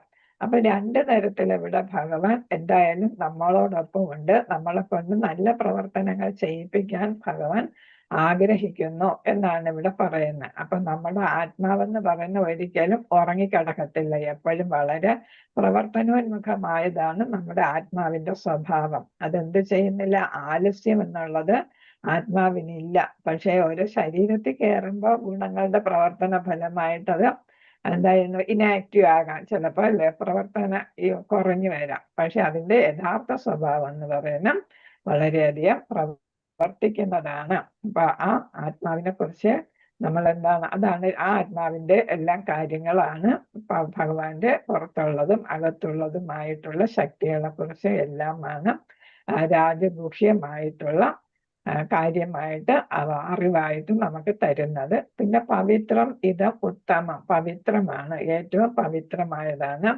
ഭഗവാനെ കുറിച്ചും ഭക്തിയെ കുറിച്ചും അല്ലേ പറയുന്നത്. അപ്പൊ അതെന്താണ്, ഏറ്റവും സീക്രട്ട് ആയിട്ടുള്ളതാണ് അല്ലെ, പരിശുദ്ധമായതാണ്. അപ്പൊ അത് മാലിന്യങ്ങളിൽ നിന്ന് വിമുക്തമാണ്. ഇത് കേട്ട് കഴിയുമ്പോൾ നമ്മുടെ മനസ്സ് ശുദ്ധമാകും, ഹൃദയം ശുദ്ധമാകും, നമ്മൾ ത്രിഗുണ സ്വാധീനത്തിൽ നിന്ന് പുറത്തു വരും. അതിപ്പോഴാണ് നമ്മൾ ബ്രഹ്മഭൂതാവസ്ഥയെന്നും സമഭാവനാവസ്ഥയെന്നും ഒക്കെ പറയുന്നത്. നിങ്ങൾ ഇതൊക്കെ ഒരു ചെവി കേട്ട് മറു ചെവി കൂടെ കളയുന്നു എന്ന് എനിക്കൊരു സംശയം. ഇന്നലെ ആ കഥ ചോദിച്ചപ്പോ മാതാവ് ചോദിച്ചപ്പോ ആരും പറഞ്ഞില്ല. അപ്പൊ ഞാൻ ഈ പറയണൊക്കെ നിങ്ങൾ ശ്രദ്ധിക്കുന്നോ കേൾക്കുന്നോ എന്നുള്ള എനിക്കൊരു സംശയം. പിന്നെ ആരും വീഡിയോ കാണുന്നില്ല. മാതാജി മറന്നു പോകും, കേൾക്കുന്നത് ശ്രദ്ധിക്കുകയല്ലേ, മറന്നു പോകുന്നതാണ്. അല്ല, വീഡിയോ കാണുന്നോ? ഓഫായി. അറ്റൻഡൻസ് ഇടുമ്പോ ഓഫ് ആവുന്നേ മാതാജി, ശ്രദ്ധിക്കുന്നില്ല. അറ്റൻഡൻസ് ഇടുമ്പോ വീഡിയോ അങ്ങ് ഓഫ് ആവും, നമ്മൾ അറിയത്തില്ല. ഈ വീഡിയോ അല്ല ഞാൻ പറഞ്ഞത്, യൂട്യൂബിൽ വീഡിയോ യൂട്യൂബില് കേട്ട് അതിന്റെ നോട്ട് എഴുതി വെക്കും. അപ്പൊ അങ്ങനെ പഠിക്കും. പിന്നെ ഞാനൊക്കെ അങ്ങനെ പഠിച്ചത്. ക്ലാസ്സിൽ കേട്ട് നമുക്ക് എല്ലാം പിടിച്ചെടുക്കാൻ പറ്റിയെന്ന് വരത്തില്ല, സ്പീഡിൽ അങ്ങ് പോകത്തില്ലേ. അപ്പൊ നമ്മൾ ചെയ്യുന്ന വീഡിയോ കാണും, വീഡിയോ കണ്ടിട്ട് അതിൽ നിന്ന് നോട്ട് എഴുതിയെടുക്കാം. വീഡിയോ കേട്ട് നോട്ട് എഴുതാം. അപ്പോഴാണ് നമുക്ക് പല ക്വസ്റ്റ്യൻസ് നമ്മൾ കേൾക്കാത്ത ചിലപ്പോ കാര്യങ്ങളൊക്കെ കാണും. ഈ കഥകളും അങ്ങനെയൊക്കെയുള്ള അതിലാ വരുന്നത് അല്ലേ, ബുക്കിൽ ചിലപ്പോ കാണത്തില്ലല്ലോ. അപ്പൊ നോട്ട് എഴുതിയെടുത്ത് നമ്മൾ ഭാവാർത്ഥവും കൂടെ വായിക്കുമ്പോൾ, അങ്ങനെയാണ് ഞങ്ങളൊക്കെ പഠിച്ചത്. അപ്പോഴാണ് നമുക്ക് മുഴുവൻ കാര്യങ്ങൾ മനസ്സിലാക്കാൻ പറ്റുന്നത്. വീഡിയോ കേട്ട് അതിൽ നിന്ന് നോട്ട് എഴുതിയെടുക്കും. നമ്മളിപ്പോ ഒരു അസൈൻമെന്റ് പറയുമ്പോൾ നമ്മൾ അങ്ങനെയാണ് പിന്നെ അതിൽ നിന്ന് പോയിന്റ്സ് കൂടുതൽ നമുക്ക് കിട്ടുന്നത്. വീഡിയോ കേട്ട് അതിലെ പോയിന്റ്സ് നമ്മൾ എഴുതിയെടുക്കും. അപ്പോൾ നമുക്ക് ഈ അസൈൻമെന്റ് ഒക്കെ എഴുതാനായിട്ട് ഒക്കെ, പിന്നെ ചിലപ്പോൾ നമ്മൾ ഈ ക്വസ്റ്റ്യൻ ആൻസർ ഇല്ലേ, ഷോർട്ട് ക്വസ്റ്റ്യൻസിന്റെ അത് ചിലപ്പോൾ അതിനെന്തെങ്കിലും അതിൽ കാണും. ഇപ്പൊ ഞാൻ പറയുന്നതിന് എനിക്ക് അറിഞ്ഞൂടാ, പക്ഷെ ഞാൻ ചെയ്തിരുന്ന ഒരു രീതി അതാണ് എന്നെ പഠിപ്പിച്ച ഗുരുക്കന്മാരുടെ ക്ലാസ്സുകൾ വീഡിയോ കേട്ടിട്ട് നോട്ട് എഴുതിയെടുക്കുമായിരുന്നു. അപ്പോൾ നമുക്ക് കുറച്ചും കൂടെ നമ്മുടെ മനസ്സിൽ തങ്ങുകയും ചെയ്യും കേട്ട് നമ്മൾ എഴുതുമ്പോഴേ. ഇതിപ്പോ ഇതില് ആരാണെങ്കിലും സ്പീഡിൽ പറഞ്ഞു പോകുമ്പോൾ നമുക്കെല്ലാം ശ്രദ്ധിച്ചൊന്നും വരത്തില്ല. അപ്പൊ ഇവിടെ ഏതാണ് പവിത്രമായതാണ് എന്നിവിടെ പറയുന്നുണ്ടല്ലേ. അപ്പൊ ഏതാ പവിത്രം? എന്താണ്? ഭഗവാന്റെ കാര്യങ്ങളെല്ലാം ശുദ്ധ ഭക്തിയോടെ വിശ്വാസത്തോടെ എല്ലാം ശ്രദ്ധിക്കുമ്പോൾ നമ്മുടെ ഹൃദയ മാലിന്യങ്ങളെല്ലാം മാറിക്കിട്ടും എന്നാണ്. ഇത് ഉത്തമമാണ് എന്ന് വെച്ചാൽ അജ്ഞത മാറി നമ്മൾ അതീന്ദ്രിയ തലത്തിൽ എത്തി നിൽക്കുന്നത് കൊണ്ട് അതെന്തായിട്ട് മാറുന്ന ഉത്തമമായിട്ടുള്ള വിദ്യയായിട്ട് മാറുന്നു. ആത്മജ്ഞാനത്തിന് ഉതകുന്ന വിദ്യയായിട്ട് മാറും. അടുത്ത് പറയുന്ന പ്രത്യക്ഷാവഗമം എന്ന് പറയുന്ന പ്രത്യക്ഷാവഗമം എന്ന് വെച്ചാൽ നേരിട്ട് ആത്മസാക്ഷാത്കാരം നമുക്ക് കിട്ടുന്നതാണ്. അപരാധം ഇല്ലാതെ നമുക്ക് ആത്മസാക്ഷാത്കാരത്തിനുള്ള വഴി. ഇപ്പൊ ഹരേ കൃഷ്ണ മഹാമന്ത്രം ജപിക്കുന്നു. നമുക്ക് ആരുടെയും ഒരു മധ്യസ്ഥ വേണ്ട. നമ്മൾ ക്ഷേത്രത്തിൽ പോയി പൂജ നടത്തുന്നെങ്കിൽ അവിടുത്തെ പൂജാരി നമുക്ക് വേണ്ടിയിട്ട് മന്ത്രം ചൊല്ലണം അല്ലെ. ഇതാണെങ്കിലോ നമുക്ക് നേരിട്ട് ഭഗവാനോട് മന്ത്രം ചൊല്ലാം അല്ലെ. അപ്പൊ ഇത് നേരിട്ട് അതേപോലെ നമ്മുടെ അതിന്റെ റിസൾട്ട് എന്ന് പറയുന്നത് നമുക്ക് നേരിട്ട് കിട്ടുന്നതാണ്. അമ്പലത്തിൽ പോയി നമ്മൾ ചെയ്യുമ്പോൾ നമുക്ക് ഫലം കിട്ടുന്നോ ഇല്ലെന്ന് അറിയാൻ പറ്റത്തില്ല. അതേസമയം നമ്മൾ നാമം ജപിച്ച് വരുമ്പോൾ നമുക്ക് തന്നെ അതിന്റെ മാറ്റം നമുക്ക് തന്നെ ഫീൽ ചെയ്യും അല്ലെ. അപ്പൊ പണ്ടുള്ള ആളുകളല്ല നമ്മളത് ക്ഷേത്രത്തിൽ പോയി കിട്ടിയതല്ല. നമുക്ക് നാമം ജപിച്ചും ക്ലാസ് അറ്റൻഡ് ചെയ്തും ഒക്കെ കിട്ടിയതാണ് അല്ലെ മാറ്റങ്ങൾ. അപ്പൊ അതാണ് പറയുന്നത് നേരിട്ട് നമുക്ക് അതിന്റെ ഫലം കിട്ടാനായിട്ട് സാധിക്കും. പിന്നെ ഇതിന് വലിയ ഇതാണ് ഭൗതികമായിട്ടുള്ള വിദ്യാഭ്യാസം ആവശ്യമില്ല. കോളേജ് വിദ്യാഭ്യാസം ഡിഗ്രിയോ PhD ഒന്നും ഇതിന് ആവശ്യമില്ല. കാരണം നമ്മുടെ മനസ്സും ഹൃദയവും ശുദ്ധമാക്കാനായിട്ട് നമുക്ക് സാധിച്ചാല് ഭഗവാനെ പ്രാപിക്കാനായിട്ട് നമുക്ക് സാധിക്കും അല്ലെ. അപ്പൊ അതുകൊണ്ടാണ് ഇത് പറയുന്നത്. ഇതിന് വേറെ പ്രത്യേകിച്ച് ഡിഗ്രികളൊന്നും ആവശ്യമില്ലാതെ ആർക്കും കിട്ടും. കൊച്ചുകുട്ടിക്കും കിട്ടും, വലിയവർക്കും കിട്ടും, ഏറ്റവും പ്രായമായവർക്കും കിട്ടും. അതിന് ഏജ് പ്രശ്നം വരുന്നില്ല അല്ലെ. നമ്മുടെ സാമൂഹ്യ സ്ഥിതികൾ ഒന്നും അതിന് പ്രശ്നമല്ല. അപ്പൊ അതിനൊരു മാർഗതടസ്സം ആകുന്നില്ല. അതാണ് അടുത്ത് പറയുന്നത് ധർമ്മ്യം എന്ന് പറയുന്നത്. ധർമ്മത്തിന്റെ പരിപൂർണതയാണ് ഇവിടെ പറയുന്ന. ഏതാണ്? ഉയർന്ന ആചാര്യന്മാരുമായിട്ടുള്ള സമ്പർക്കം. അതിന് ഉദാഹരണമായിട്ട് നമ്മൾ പറയുന്നത് നാരദ മുനിയും 5 വയസ്സായിരുന്ന കുട്ടിയായിരുന്നപ്പോ അമ്മയെ നഷ്ടപ്പെട്ടു അല്ലെ. അമ്മയെ നഷ്ടപ്പെടുന്നതിന് മുമ്പ് ചാതുർമാസ വ്രതം അനുഷ്ഠിക്കാൻ വന്ന വേദാന്തികളുമായിട്ട് അടുക്കാനും അവർക്ക് സേവനം ചെയ്യാനും 4 മാസം അല്ലെ സേവനം ചെയ്യാനും ആർക്ക് സാധിച്ചു? അമ്മയ്ക്കും കുഞ്ഞിനും സാധിച്ചു. അമ്മ പാമ്പ് കടിയേറ്റ് മരിച്ചു. പെട്ടെന്നൊരു ദിവസം മരണപ്പെട്ടപ്പോ ഈ കുട്ടി ഒറ്റയ്ക്കായി അല്ലെ. പക്ഷെ ഈ കുട്ടിക്ക് എന്താണ്? അതിനു മുമ്പ് തന്നെ ഭക്തരുടെ സാന്നിധ്യം അനുഭവപ്പെട്ടു. അവരിൽ നിന്നും ദീക്ഷ എടുക്കാനും ഒക്കെ സാധിച്ചിരുന്നു. അവരെല്ലാം പറഞ്ഞു കൊടുത്തു എങ്ങനെ ഭഗവാനെ ആരാധിക്കണം എന്നെല്ലാം പറഞ്ഞു കൊടുത്തിരുന്നു. അതനുസരിച്ച് ആ കുട്ടി ചെയ്തപ്പോഴാണ് അരമിനിട്ടേ ഭഗവാൻ പ്രത്യക്ഷപ്പെട്ടുള്ളൂ. ഹൃദയത്തിലാണ് പ്രത്യക്ഷപ്പെട്ടത്. വെറും അരമിനിട്ടാണ് ഹൃദയ മാലിന്യം നീങ്ങിയത് കൊണ്ടാണ് ഹൃദയത്തിൽ കാണപ്പെട്ടത് അല്ലേ. അങ്ങനെ കണ്ടു. അതിനുശേഷം പറഞ്ഞു നിനക്ക് ഈ ജന്മത്തിൽ എന്നെ കാണാൻ പറ്റത്തില്ല, നീ ശുദ്ധമായിട്ടില്ല പൂർണ്ണമായിട്ടും. മെച്യൂരിറ്റി വേണം അല്ലെ. ഇത് 5 വയസ്സുള്ള കുട്ടിയല്ലേ. അപ്പൊ കുറച്ചുകൂടെ എല്ലാത്തിനും പക്വതയൊക്കെ വേണം. അപ്പൊ നീ ഭക്തിയുത സേവനങ്ങൾ ചെയ്യണം. അപ്പൊ അത് കഴിയുമ്പോൾ നിനക്ക് എപ്പോ വേണമെങ്കിലും എന്നെ കാണാനായിട്ട് പറ്റും. അങ്ങനെയാണ് അടുത്ത ജന്മത്തില് ആ കുട്ടി ആരായിട്ട് മാറിയത്? നാരദ മഹർഷിയായിട്ട് മാറിയത് എന്നാണ്. അപ്പൊ ധർമ്മത്തിന്റെ പരിപൂർണത കൈവരിക്കാൻ ആർക്ക് സാധിച്ചു? നാരദ മഹർഷിക്കും അതേപോലെ ധ്രുവ രാജകുമാരനും പ്രഹ്ലാദ രാജകുമാരനും ഒക്കെ സാധിച്ചു എന്നുള്ള. അപ്പൊ അവിടെ വയസ്സൊരു പ്രശ്നമല്ല എന്നുള്ളതാണ് അല്ലെ. ഏത് പ്രായത്തിലുള്ളവർക്കും മനസ്സ് ശുദ്ധമാക്കിയാൽ ഇതൊക്കെ സാധിക്കും എന്നുള്ളതാണ്. അപ്പൊ അതാണ് ധർമ്മ്യം. ധ്രുവ മഹാരാജാവിന് നാരദ മഹർഷി തന്നെയാണ് ധർമ്മം ഉപദേശിച്ചു കൊടുത്തത്. അപ്പൊ അങ്ങനെ ഭക്തിയുത സേവനത്തിലൂടെയും നാരദ മഹർഷി എല്ലാവർക്കും മാതൃകയാകുന്നുണ്ട്. അപ്പൊ അതാണ് ധർമ്മ്യം. പിന്നെ സുസുഖം സന്തോഷത്തോടെ ചെയ്യാവുന്നതാണ്. അപ്പൊ മന്ത്രം ജപിക്കാൻ കരഞ്ഞുകൊണ്ട് നമ്മൾ മന്ത്രം ജപിക്കണ്ട അല്ലെ. അതേസമയം മറ്റു യോഗകൾ ചെയ്യണമെങ്കിൽ അതിന് ഒരുപാട് ശാരീരിക മാനസിക തയ്യാറെടുപ്പുകളൊക്കെ വേണം അല്ലെ. ഇത് നമുക്ക് എവിടെ ഇരുന്ന് എപ്പോ വേണമെങ്കിലും ഇല്ലേ, യാത്ര ചെയ്യുമ്പോഴും എപ്പോഴും വേണമെങ്കിലും നമുക്ക് എന്ത് ചെയ്യാം, ജോലി ചെയ്യുമ്പോഴൊക്കെ മന്ത്രം ജപിക്കാം. അപ്പൊ സന്തോഷത്തോടെ നമുക്ക് എല്ലാ ഇന്ദ്രിയങ്ങളെയും ഭഗവാന്റെ സേവനത്തിന് വേണ്ടിയിട്ട് ഉപയോഗിക്കാം. ഇപ്പൊ അതിന്റെ സനകാദികൾ ആരാണ്? അവ്യക്തഗതവാദികളായിരുന്നവര് തുളസി ദളത്തിന്റെ ഗന്ധം കേട്ടപ്പോഴാണ് അറിഞ്ഞപ്പോഴും ഭഗവാന്റെ രൂപം കണ്ടപ്പോഴുമാണ് അവരാരായിട്ട് മാറിയത്? വിഷ്ണുവിന്റെ ഭക്തരായിട്ട് മാറിയത്. അപ്പൊ അതാണ്. അപ്പൊ ഏത് ഇന്ദ്രിയവും നമുക്ക് എന്തിനു വേണ്ടിയിട്ട് ഉപയോഗിക്കാം?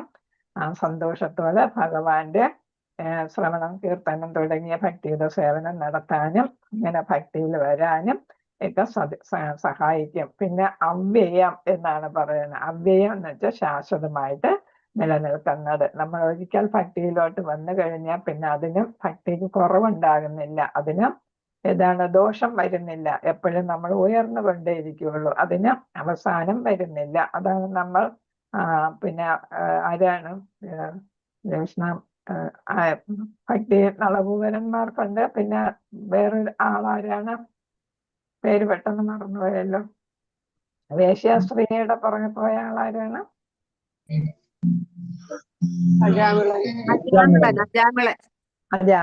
അജാമിളന് ചെറുപ്പകാലത്തുണ്ടായിരുന്ന ഭക്തിയാണ് അജാമിളനെ സഹായിച്ചത് അല്ലെ? സത്യവതി അല്ലേ? ഹരേ കൃഷ്ണ.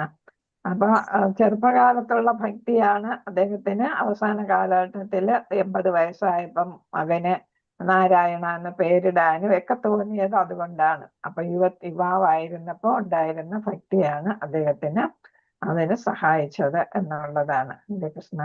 മാതാജി, വസന്ത മാതാജി ഇത് ഇട്ടായിരുന്നു അല്ലേ യൂട്യൂബിൽ? ഇപ്പഴാ കണ്ടത് കോസ്റ്റ് ആക്കി. എനിക്ക് ഇടാൻ പറ്റത്തില്ലെന്ന് വിചാരിച്ചു ഇപ്പഴാ ഞാൻ നോക്കിയേ.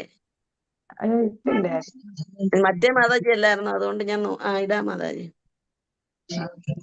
ഞാൻ ആദ്യമേ കോഹോസ്റ്റ് ആക്കിയിരുന്നല്ലോ മാതാജി. ഞാൻ നോക്കിയില്ല വെച്ചാ മറ്റേ മാതാജി ഉണ്ട്. അപ്പൊ മാതാജി എത്തിയിട്ടുണ്ട്.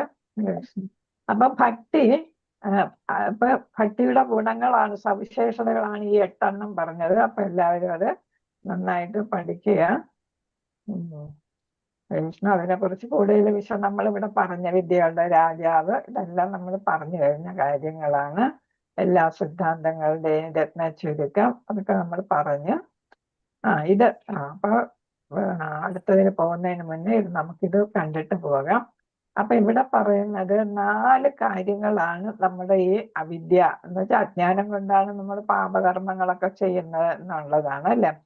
അപ്പൊ നമ്മൾ ലൗകിക എത്രയും മഹത്തരമാണ് ഭക്തി എന്ന് അറിഞ്ഞിട്ട് നമ്മൾ എന്ത് ചെയ്യുന്നു? ലൗകികതയില് നിൽക്കുന്നു എന്നാണ് ഇവിടെ പറയുന്നത്. അപ്പൊ നമ്മൾ അവിശ്വാസം കൊണ്ട് അജ്ഞത കൊണ്ടുമാണ് നമുക്ക് അങ്ങനെ വരേണ്ടി വരുന്നത്, ലൗകികതയിൽ നിൽക്കുന്നത്. പറ്റത്തില്ല കേട്ടോ കൃഷ്ണ, ഒക്കത്തില്ല. അഡ്മിൻ അല്ലാത്തോണ്ട് പറ്റത്തില്ല. ഞാൻ എന്റെ ഇതിലോട്ടായിട്ട് ഗ്രൂപ്പിൽ ഇടാൻ പറ്റത്തില്ല. മാതാജി ഞാൻ ഇപ്പോഴാണ് ബൈ ചാൻസ് കണ്ടത് മാതാജി. ഇല്ല, ഗ്രൂപ്പിലോട്ട് ഇടാൻ പറ്റത്തില്ല എനിക്ക്. അഡ്മിൻമാർക്കേ പറ്റൂ.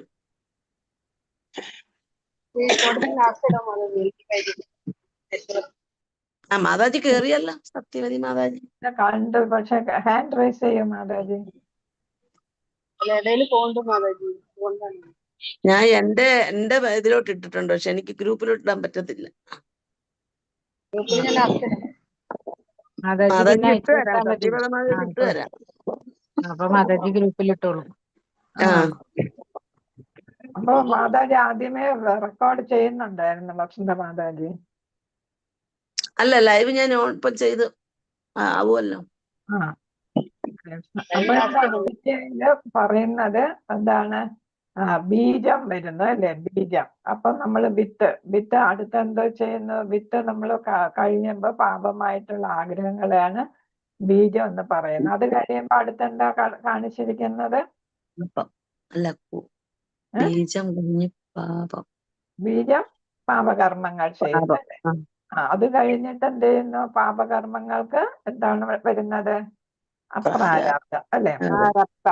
അപ്രാരാബ്ദം ആണ് പ്രാരാബ്ദം. അത് കഴിഞ്ഞിട്ട് എന്താണ് പറയുന്നത്? താഴെ ഏറ്റവും താഴെ എന്ത് കൊടുത്തിരിക്കുന്നു? പ്രാരബ്ധം. പ്രാരബ്ധം. അത് കഴിഞ്ഞിട്ട് എന്താ? കഷ്ടപ്പാടുകൾ. അപ്പൊ ഇവിടെ 4 കാര്യമാണ് നമുക്ക് ഇവിടെ നോക്കേണ്ടത്. അവിദ്യക്കുള്ള കാരണം എന്താണ്? അവിദ്യ കാരണം, അജ്ഞാനം കാരണം നമുക്ക് പാപമായിട്ടുള്ള ആഗ്രഹം ഉണ്ടാകുന്നു. ഇപ്പൊ ഉദാഹരണത്തിന് ഒരാള് അയാൾക്ക് കുറച്ച് പണം ആവശ്യമുണ്ട്. അപ്പൊ അയാൾ വിചാരിക്കാം ബാങ്ക് കൊള്ളയടിക്കാം, അല്ലെങ്കിൽ ആരുടെയെങ്കിലും വീട് കവർച്ച നടത്താം എന്ന്. അപ്പൊ അജ്ഞാനം കൊണ്ടാണ് അങ്ങനെ ഒരു തോന്നൽ വരുന്നത്, അല്ലേ? പാപമായിട്ടുള്ള ആഗ്രഹം വന്നത്. അപ്പൊ അത് ബീജമായി, അല്ലെ? ആഗ്രഹം എന്ന് പറയുന്ന ബീജമായിട്ട്. അപ്പൊ ആ ആഗ്രഹം വരുമ്പോ അയാൾ എന്ത് ചെയ്യുന്നു? പാപകർമ്മങ്ങൾ ചെയ്യും, അല്ലെ? ആഗ്രഹത്തിന്റെ പ്രത്യക്ഷമായി അതിന്റെ ആയിട്ട് പാപകർമ്മങ്ങൾ ചെയ്യും. അപ്പൊ കൊള്ളയടിച്ച് കഴിയുമ്പോ എന്താണ്? ചിലപ്പോ ഉടനെ തന്നെ കുറ്റവാളി കണ്ടുപിടിക്കാനായിട്ട് പോലീസിനൊന്നും സാധിച്ചെന്ന് വരത്തില്ല. അപ്പോഴെന്താണ്? അയാൾക്ക് അതിന്റെ ഫലം വരുന്നില്ല. അതാണ് അപ്രാരബ്ധം, പ്രകടമാകാത്ത പ്രതികരണം, അല്ലെ? കുറെ നാൾ അയാൾ ഒളിച്ചു കഴിയോ, അങ്ങനെ ഇങ്ങനെയൊക്കെ വരും. രക്ഷപ്പെട്ട് കുറെ കഴിയുമ്പോ എപ്പോഴെങ്കിലും ഏതാണ് പിടികൂടും, അല്ലെ? കുറ്റം ചെയ്ത് എപ്പോഴെങ്കിലും പിടിക്കപ്പെടും. അപ്പോഴാണ് അയാൾക്ക് അതിന്റെ പ്രകടമായ പ്രതികരണം ഉണ്ടാകുന്നത്. കുറെ നാൾ പ്രകടം അല്ലാതിരിക്കും, കുറച്ച് കഴിയുമ്പോൾ അത് പ്രകടമാകും, അറസ്റ്റ് ചെയ്യും, വിചാരണ നടത്തും, കുറ്റം അല്ലെ ശിക്ഷിക്കും. അപ്പൊ എന്താണ്? കഷ്ടപ്പാട് വരുന്നു.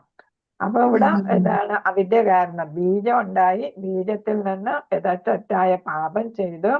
പാപം ചെയ്തപ്പോൾ പ്രകടമല്ലാത്ത ഇതാണ് പ്രതികരണം, അല്ലാത്തതോ ആയതോ ഒക്കെ ആയിട്ടുള്ള പ്രതികരണം. അപ്പൊ നമ്മളിവിടെ അപ്രാരബ്ധം എന്ന് കണ്ടാൽ മതി. അതെന്തിനു ചെയ്യാം?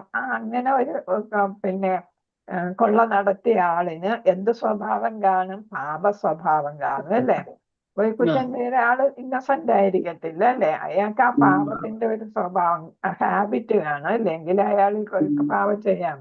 അതിനാണ് ഏത് പേരിൽ അറിയപ്പെടുന്ന? കൂടം. ഇത് നമ്മൾ ഇതിലെ പഠിച്ചു കഴിഞ്ഞ കാര്യമാണ്. ഞാൻ നിങ്ങൾ മറന്നുപോയി എന്നുള്ളതാണ്. അപ്പം അജ്ഞാനം കാരണം പാപമായിട്ടുള്ള ആഗ്രഹമായ ബീജം ഉണ്ടാകുന്നു. അത് കാരണം നമ്മൾ പാപ പ്രവർത്തനങ്ങൾ ചെയ്യുന്നു. പിന്നെ അപ്പൊ അതെന്താകുന്നു? ചിലപ്പം പ്രകടമായതോ പ്രകടമല്ലാത്തതോ ഒക്കെ ആയിട്ടുള്ള പ്രതികരണം ഉണ്ടാകുന്നു. അതെന്തായിട്ട് മാറുന്നു? നമ്മുടെ ഒരു സ്വഭാവമാണ് അത് കാണിക്കുന്ന പാപ സ്വഭാവം. അപ്പം ബീജം, പിന്നെ ഏതാണ്? പാപപ്രവൃത്തി, അപ്രാരബ്ധം, അല്ലെ? പിന്നെ കൂടം. അപ്പൊ ഇതെല്ലാം ഉണ്ടാകുന്ന ഏതുകൊണ്ടാണ്? അവിദ്യ കൊണ്ടാണ്, അല്ലെ? നമുക്ക് ഭഗവാനെ കുറിച്ച് അറിഞ്ഞൂടാ, അതുകൊണ്ടാണ്. ഭഗവാനെ കുറിച്ച് അറിഞ്ഞെങ്കിൽ നമ്മളിങ്ങനെ പാപപ്രവൃത്തിയും ചിന്തയും ഒന്നും വരത്തില്ലായിരുന്നു എന്നാണ്. അപ്പം ആയവർക്ക് ഇതൊന്നും കാണത്തില്ല. പവിത്രം അല്ലാത്തത് കൊണ്ടാണ് ഇതൊക്കെ ചെയ്യുന്നത്. മനസ്സിലായല്ലോ? പവിത്രം ഇവിടെ കിടപ്പുണ്ട്. അപ്പൊ ഈ 4 ഘട്ടങ്ങൾ ശുദ്ധീകരിക്കാൻ സാധിക്കുന്നതാണ്. നമുക്ക് എന്താണ്? പശ്ചാത്താപം ഉണ്ടാകുകയും അങ്ങനെ നമുക്ക് ഭക്തരുടെ സത്സംഗത്തിൽ ചേരുമ്പോ വലിയ കൊലയാളികൾ വരെ എന്ത് ചെയ്തു? സത്സംഗത്താല് ആരായിട്ട് മാറി? ശുദ്ധ ഭക്തരായിട്ട് മാറിയിട്ടുണ്ട്. അതാണ്. അപ്പൊ നമുക്ക് ഈ ആവശ്യമില്ലാത്ത ചീത്ത ആയിട്ടുള്ള ബീജത്തിന് നമുക്ക് എന്താക്കി മാറ്റാം? നല്ലതായിട്ട് പവിത്രമാക്കി മാറ്റാൻ സാധിക്കും എന്നാണ് ഇവിടെ പറയുന്നത്. ഇതൊക്കെ നമ്മൾ പഠിച്ചു കഴിഞ്ഞതാണ്. അപ്പൊ അതാണ്. അപ്പൊ അടുത്ത് വരുന്ന ഉത്തമം എന്നുള്ളത്. പവിത്രം, ഉത്തമം, അല്ലെ? ഉത്തമത്തില് ഇവിടെ എന്താണ്? ഏറ്റവും ശ്രേഷ്ഠമായിട്ടുള്ളത്, അതായത് ഏറ്റവും എപ്പോഴും നിലനിൽക്കുന്നത്, അല്ലെ? പവിത്രം, ഉത്തമം. അജ്ഞത മാറ്റി അതീന്ദ്രിയ തലത്തില് നമ്മൾ പറഞ്ഞ കാര്യം ഇവിടെ ചാർട്ട് രൂപത്തിൽ പറഞ്ഞിരിക്കുന്നതേ ഉള്ളൂ. ഹരേ കൃഷ്ണ. അടുത്ത അതിന്റെ ബാക്കിയാണ് അതീവ രഹസ്യമായിട്ടുള്ള പ്രത്യക്ഷാവഗമം. നമ്മൾ പഠിച്ചതാണ്. അതെന്താണ്? നേരിട്ട് ആത്മസാക്ഷാത്കാരം കിട്ടുന്നു. അതെങ്ങനെ ലഭിക്കുന്നു എന്നാണ് ഭക്തരുടെ പരമഭക്തരുടെ സംഘത്തിൽ ചേർന്ന് ഭക്തി അനുഷ്ഠിക്കുമ്പോൾ കിട്ടും. ഉദാഹരണം ഹരേ കൃഷ്ണ മഹാമന്ത്രം കൊണ്ട്. നമുക്കറിയാം ആരാണ്? നാമാചാര്യ ഹരിദാസ് ഠാക്കൂറിനെ അല്ലെ ഒരു വേശ്യശ്രീ വന്നിട്ട് സ്വാധീനിക്കാൻ ശ്രമിച്ചു. അവസാനം അവരാരായിട്ട് മാറി? ഭക്തയായിട്ട് മാറി, അല്ലെ? അപ്പൊ ഒരു ഉദാഹരണം നമ്മൾ പഠിച്ചിരിക്കുന്നതാണ്. അപ്പൊ പരമഭക്തരുടെ ഭക്തനായ നാമാചാര്യരുടെ സംഘത്തിലാണ് ഇവര് 3 ദിവസം ഇങ്ങനെ തുടർച്ചയായിട്ട് വരികയും, അല്ലെ, നാമം കേൾക്കുകയും അങ്ങനെ അവര് ഭക്തയായിട്ട് മാറുകയും ചെയ്തു എന്നുള്ളതാണ്. അപ്പൊ യോഗ്യത ഇതിനെന്ത് വേണ്ട? വിദ്യാഭ്യാസം ഒന്നും വേണ്ട. ഭക്തിയും വിശ്വാസവും പിന്നെ ഏതും വേണം? ശ്രവണവും, അല്ലെ? ശരിയായിട്ടുള്ള ശ്രവണവും വിശ്വാസവും ഭക്തിയും മാത്രം ഉണ്ടായാൽ മതി എന്നാണ്. അപ്പൊ ഇവിടെ സത്സംഗമാണ് കാണിച്ചിരിക്കുന്നത്. ഏതാണ് ഭക്തരുടെ സംഘം അതിലാണ്. അപ്പൊ ഇത് നമ്മൾ ധർമ്മത്തിന്റെ പരിപൂർണത, സുസുഖം, സന്തോഷത്തോടെ അവ്യയം. ഭക്തി എന്താണ്? ശാശ്വതമായിട്ടുള്ളതാണ് ഭക്തി. അതിന് നാശമില്ല, വ്യയം സംഭവിക്കാത്തത്. ഇതാണ് അവ്യയം എന്ന് പറയുന്നത്. മൂന്നാമത്തെ ശ്ലോകം, അശ്രദ്ധാന പുരുഷ ധർമ്മസ്യ പരന്തപ അപ്രാപ്യമാം നിവർത്തന്തേ മൃത്യു സംസാരമർമ്മ. അപ്പൊ 4-ാമത്തെ മുതല് 10-ാമത് വരെയുള്ള ശ്ലോകത്തില് പറയുന്നത്, അപ്പൊ നമ്മൾ ഇവിടെ പഠിച്ച ഭജഗോവിന്ദത്തില് ആദിശങ്കരൻ പറഞ്ഞതുപോലെ എന്താണ്? പുനരഭി ജനനം, പുനരഭി മരണം, പുനരഭി ജനനി, ജഡരേ ശയന, അല്ലെ? അതില്ലാതാക്കാനാണ് നമ്മൾ ഈ 2-ാമത്തെ ശ്ലോകത്തില് ഇത് പഠിച്ചത്. രാജവിദ്യ, രാജഭൂഷണം, പരമം ഇതം ഉത്തമം. 8 പോയിന്റ്സ് ഉണ്ട് അതില്. ആ 8 നന്നായിട്ട് മനസ്സിലാക്കി വെക്കുക. അപ്പൊ 3-ാമത്തതിൽ പറയുന്നു, ഭക്തിയുടെ സേവനത്തിൽ വിശ്വാസമില്ലാത്തവർക്ക് എന്നെ പ്രാപിക്കാനാവില്ല. ഹേ ശത്രുജ്ഞയ, അതുകൊണ്ട് അവർ ഈ ഭൗതിക ലോകത്തിൽ ജനന മരണങ്ങളുടെ വഴിയിലേക്ക് വീണ്ടും വീണ്ടും വരുന്നു. പുനരഭി ജനനി, ജഠരേ ശയനം, അല്ലെ? അപ്പൊ അത് എന്താണ്? ഇല്ലാതാക്കാനായിട്ട് നമുക്ക് എന്തുകൊണ്ട് സാധിക്കും? ഭക്തിയുടെ സേവനത്തില് കൊണ്ട് സാധിക്കും. അപ്പൊ ഇവിടെ വിശ്വാസത്തിന് നമ്മൾ എപ്പോഴും പറയുന്ന ഒരു ഉദാഹരണമാണ്, വൃക്ഷത്തിന്റെ വേരുകളിൽ വെള്ളം ഒഴിക്കുമ്പോൾ എല്ലാ കൊമ്പുകളും ചില്ലകളും ഇലകളും എല്ലാം സംതൃപ്തി അടയും. എന്നതുപോലെയാണ് ഭക്തിയുടെ സേവനത്തിലൂടെ നമുക്ക് എന്താണ്? നമ്മുടെ ഹൃദയത്തെയും മനസ്സിനെയും എല്ലാത്തിനെയും ശുദ്ധമാക്കാനായിട്ട് സാധിക്കും. പിന്നെ കൂടെ ഉള്ളവരെ നമുക്ക് ശുദ്ധമാക്കാനായിട്ട് സാധിക്കും, അല്ലെ? അപ്പൊ അതാണ് ഭഗവാനെയും തൃപ്തിപ്പെടുത്തുന്നതാണ് ഈ ഭക്തിയുടെ സേവനം. അപ്പൊ 4 മുതൽ 10 വരെയുള്ള ശ്ലോകങ്ങളില് ഐശ്വര്യജ്ഞാനത്തെയാണ് പറയുന്നത്. ഹരേ കൃഷ്ണ. ഐശ്വര്യജ്ഞാനം 3-ൻ്റെത് ഇങ്ങനെ ഒരു ചാർട്ടായിട്ട് കൊടുത്തിരിക്കുന്നു. അതാണ് വിശ്വാസത്തില് അതിന്റെ ഒരു ചാർട്ട് കൊടുത്തിരിക്കുന്നു. കൃഷ്ണനെ സേവിക്കുന്നതിലൂടെ വ്യക്തിക്ക് എല്ലാ പൂർണ്ണതയും കൈവരിക്കും. മരത്തിന്റെ വേരിന് വെള്ളം ഒഴിക്കുമ്പോൾ എല്ലാ ശാഖകളും ഇലകളും എല്ലാം പുഷ്ടിപ്പെടത്തില്ലേ? അതേസമയം ഇലയിൽ വെള്ളം ഒഴിച്ചാൽ ഇത് സംഭവിക്കോ? ഇല്ല. അപ്പൊ അതുകൊണ്ടാണ് വേരിൽ വെള്ളം ഒഴിക്കുമ്പോൾ എല്ലാം നല്ലതാകുന്നത് പോലെ ഭക്തിയുടെ സേവനം ചെയ്യുമ്പോൾ ഒരു വ്യക്തിയുടെ ആത്മാവ്, ശരീരവും പിന്നെ എല്ലാം നല്ല സെൻസ് ഓർഗൻസും എല്ലാം നന്നായിട്ട് പ്രവർത്തിക്കും. സമൂഹവും നന്നാകും എന്നുള്ളതാണ് ഇവിടെ പറയുന്നത്. എങ്ങനെ ഈ വിശ്വാസമൊക്കെ സൃഷ്ടിക്കാം? ഭക്തരുടെ സമ്പർക്കത്തിലൂടെയാണ് അത് സാധിക്കുന്നത്. പിന്നെ ഏതാണ്? ഏറ്റവും താഴ്ന്നതാണ് നല്ല വിശ്വാസം, വേദഗ്രന്ഥങ്ങളിലുള്ള അറിവ് പിന്നെ ഇല്ല എങ്കിൽ ഏതാണ്? നമുക്ക് താഴ്ന്ന തലത്തിൽ നമ്മൾ എത്തും, അല്ലെ? ആയിരിക്കും. അപ്പൊ നമുക്ക് നേരത്തെ പാപം ചെയ്യുന്ന ഒരു സ്വഭാവം വരും. അതേസമയം നമ്മൾ കുറച്ച് വിശ്വാസവും ഭക്തി ഗ്രന്ഥങ്ങൾ വായിക്കുകയും ഭക്തരുടെ സമ്പർക്കവും ഒക്കെ അവരുടെ ഉപദേശങ്ങളും ഒക്കെ കേട്ടാൽ നമ്മൾ എന്ത് ചെയ്യുന്നു? ഉയരുന്നു, 2-ാം സ്ഥാനത്തിലെത്തുന്നു. 1-ാം നില എന്ന് പറയാൻ ഏറ്റവും ഉയർന്ന തലത്തിലെത്തുന്നത് ദൃഢമായ വിശ്വാസവും ഭക്തിയും ഗ്രന്ഥങ്ങളിൽ അവഗാഹവും ഉള്ളവരും ഒരിക്കലും നശിക്കാനായിട്ട് അത് പതിക്കാനായിട്ട് ഇടയാകില്ല. അപ്പൊ നമുക്ക് ഭക്തി ഉണ്ടാകാൻ വിശ്വാസവും സത്സംഗവും ഒക്കെ സാധിക്കും. അവർക്ക് എന്ത് വരത്തില്ല? ഒരു ഈച്ച സംഭവിക്കില്ല എന്നുള്ളതാണ് പറയുന്നത്. ഹരേ കൃഷ്ണ. മാതാജി ചെയ്തോള്. ഭൗതിക ലോകവുമായുള്ള കൃഷ്ണന്റെ അചിന്ത്യ ഭേദബന്ധത്തെ കുറിച്ചാണ്. ഭേദമുണ്ട്, ഭേദമില്ല, അതാണ് ആ കാര്യത്തെ കുറിച്ച് പറയുന്നു. അതില് ഐശ്വര്യജ്ഞാനം എന്നാണ് അതിനെ പറയുന്നത്. ഭൗതിക പ്രകൃതിയുമായിട്ടുള്ള ബന്ധത്തെ ഇവിടെ വിശദീകരിക്കുകയാണ് ഇവിടെ ചെയ്യുന്നത്. ഭക്തിയും ആരാധനയും ഭക്തരെയും വർദ്ധിപ്പിക്കാനായിട്ട് ഇത് സഹായിക്കും എന്നുള്ളത്. തന്റെ ഭൗതിക ശക്തിയിലൂടെ പ്രപഞ്ചം മുഴുവൻ വ്യാപിക്കുകയും സൃഷ്ടിക്കുകയും നശിപ്പിക്കുകയും ഭഗവാൻ ചെയ്യുന്ന കൃഷ്ണൻ പരമോന്നത സംവിധാനകനാണെങ്കിലും ഭൗതിക ലോകത്തില് അദ്ദേഹം സ്വതന്ത്രമായി നീങ്ങുന്നു. അങ്ങനെ കൃഷ്ണൻ നിഷ്പക്ഷനും നിസ്സംഗനുമായിട്ട് മാറുന്നു എന്നാണ് പറയുന്നത്. അപ്പൊ എല്ലാം ഭഗവാൻ സൃഷ്ടിക്കുന്നു. ഭഗവാൻ എന്നാ സൃഷ്ടിയാണ്? നമ്മൾ പറയും നമ്മൾ എല്ലാം പറയുന്നു. നമുക്ക് സമ്പത്തും സൗന്ദര്യവും ഒക്കെ ഉണ്ട്. ഭഗവാന്റെ അതേ കാര്യങ്ങളൊക്കെ നമുക്കും ഉണ്ട്. അളവിൽ കുറവായിട്ടാണെങ്കിലും എല്ലാ ഗുണങ്ങളും ഉണ്ട്, അല്ലേ?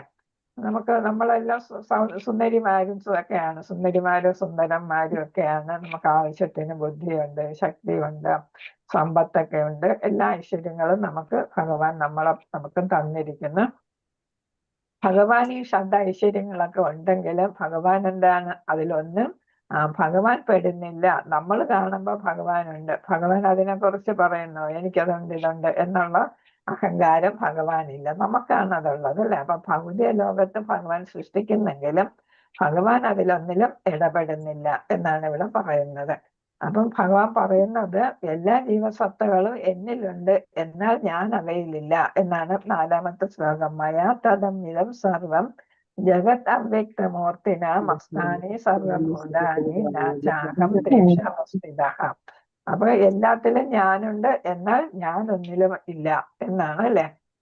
അവ്യക്തമായ രൂപത്തിൽ ഞാൻ ഈ പ്രപഞ്ചമെമ്പാടും വ്യാപിച്ചു നിൽക്കുന്നു. സർവഭൂതങ്ങളും എന്നിലാണ്, ഞാൻ അവയിലെല്ലാം സ്ഥിതി ചെയ്യുന്നത് എന്ന് വെച്ചാൽ അത് പറയുന്നത് നമ്മളെല്ലാത്തിനും ഭഗവാനെ ഡിപ്പെൻഡ് ചെയ്യും അല്ലെ, അല്ലെങ്കിൽ ആരെങ്കിലും ഡിപ്പെൻഡ് ചെയ്യും അല്ലെ. നമ്മൾ ഒരിക്കലും ഇൻഡിപെൻഡന്റ് ആയിട്ട് നിൽക്കുന്നില്ല. എന്നാൽ ഭഗവാൻ നമ്മളെ ആരെങ്കിലും ആശ്രയിക്കുന്നോ? എന്തെങ്കിലും കാര്യത്തിന് ഇല്ല. നമ്മൾ ഭഗവാനെ ആശ്രയിക്കും അല്ലെ. അതേസമയം ഭഗവാൻ നമ്മളെ ഒന്നിനും ആശ്രയിക്കുന്നില്ല. അതാണ് ഇവിടെ പറഞ്ഞിരിക്കുന്നത്. ഭഗവാൻ ഇവിടെ മൊത്തത്തിലുണ്ട്, എല്ലാം ഭഗവാനിലാണ്. എല്ലാ ജീവജാലങ്ങളും ആരെ ആശ്രയിക്കുന്നു? ഭഗവാനെ ആശ്രയിക്കുന്നു. എന്നാൽ ഭഗവാൻ ആരെയും ആശ്രയിക്കുന്നില്ല. അതാണ് ഇവിടെ നോട്ട് ചെയ്ത് വെച്ചോളൂ. നമുക്ക് അല്ലെങ്കിൽ ഇത് മനസ്സിലാകത്തില്ല, ഈ സ്റ്റേറ്റ്മെന്റ് മനസ്സിലാകത്തില്ല. അപ്പം നമ്മളെല്ലാവരും ഭഗവാനെ ആശ്രയിക്കുന്നു, ഡിപ്പെൻഡ് ചെയ്യുന്നു. എന്നാൽ ഭഗവാൻ നമ്മളെ ആരെയും ആശ്രയിക്കുന്നില്ല എന്നാണ് അവിടെ ഉദ്ദേശിച്ചിരിക്കുന്നത്. അവ്യക്ത രൂപത്തിൽ കാണാൻ പറ്റാത്ത തരത്തിൽ ഭൗതിക ഇന്ദ്രിയങ്ങൾക്ക് ഗോചരമല്ലാത്ത ഒരു ശക്തിയായിട്ട് ഭഗവാൻ എല്ലായിടത്തും പ്രവർത്തിക്കുന്നുണ്ട്. എന്നാൽ എന്താണ് ഭക്തിയുടെ സേവനത്തിൽ ഏറ്റവും ഉയർന്ന തലത്തിൽ എത്തിയവർക്ക് ഭഗവാനെ കാണാനും സാധിക്കും അല്ലെ. പോലെ യശോദ മാതാവ് മണ്ണ് തിന്നു എന്ന് പറഞ്ഞ് പരാതിപ്പെട്ടപ്പോ യശോദ മാതാവ് എന്ത് ചെയ്തു? വാ തുറക്ക്, ഞാൻ കഴിച്ചില്ല, മണ്ണ് തിന്നില്ല എന്ന് പറഞ്ഞപ്പോ തുറക്കുമെന്ന് പറഞ്ഞല്ലേ. തുറന്നപ്പോ എല്ലാം കാണാൻ അല്ലെ, എല്ലാം യശോദ മാതാവിനെ ശ്രീകൃഷ്ണൻ, കുഞ്ഞായ ശ്രീകൃഷ്ണനെ മൊത്തത്തിൽ അവിടെ കാണുന്നു അല്ലെ.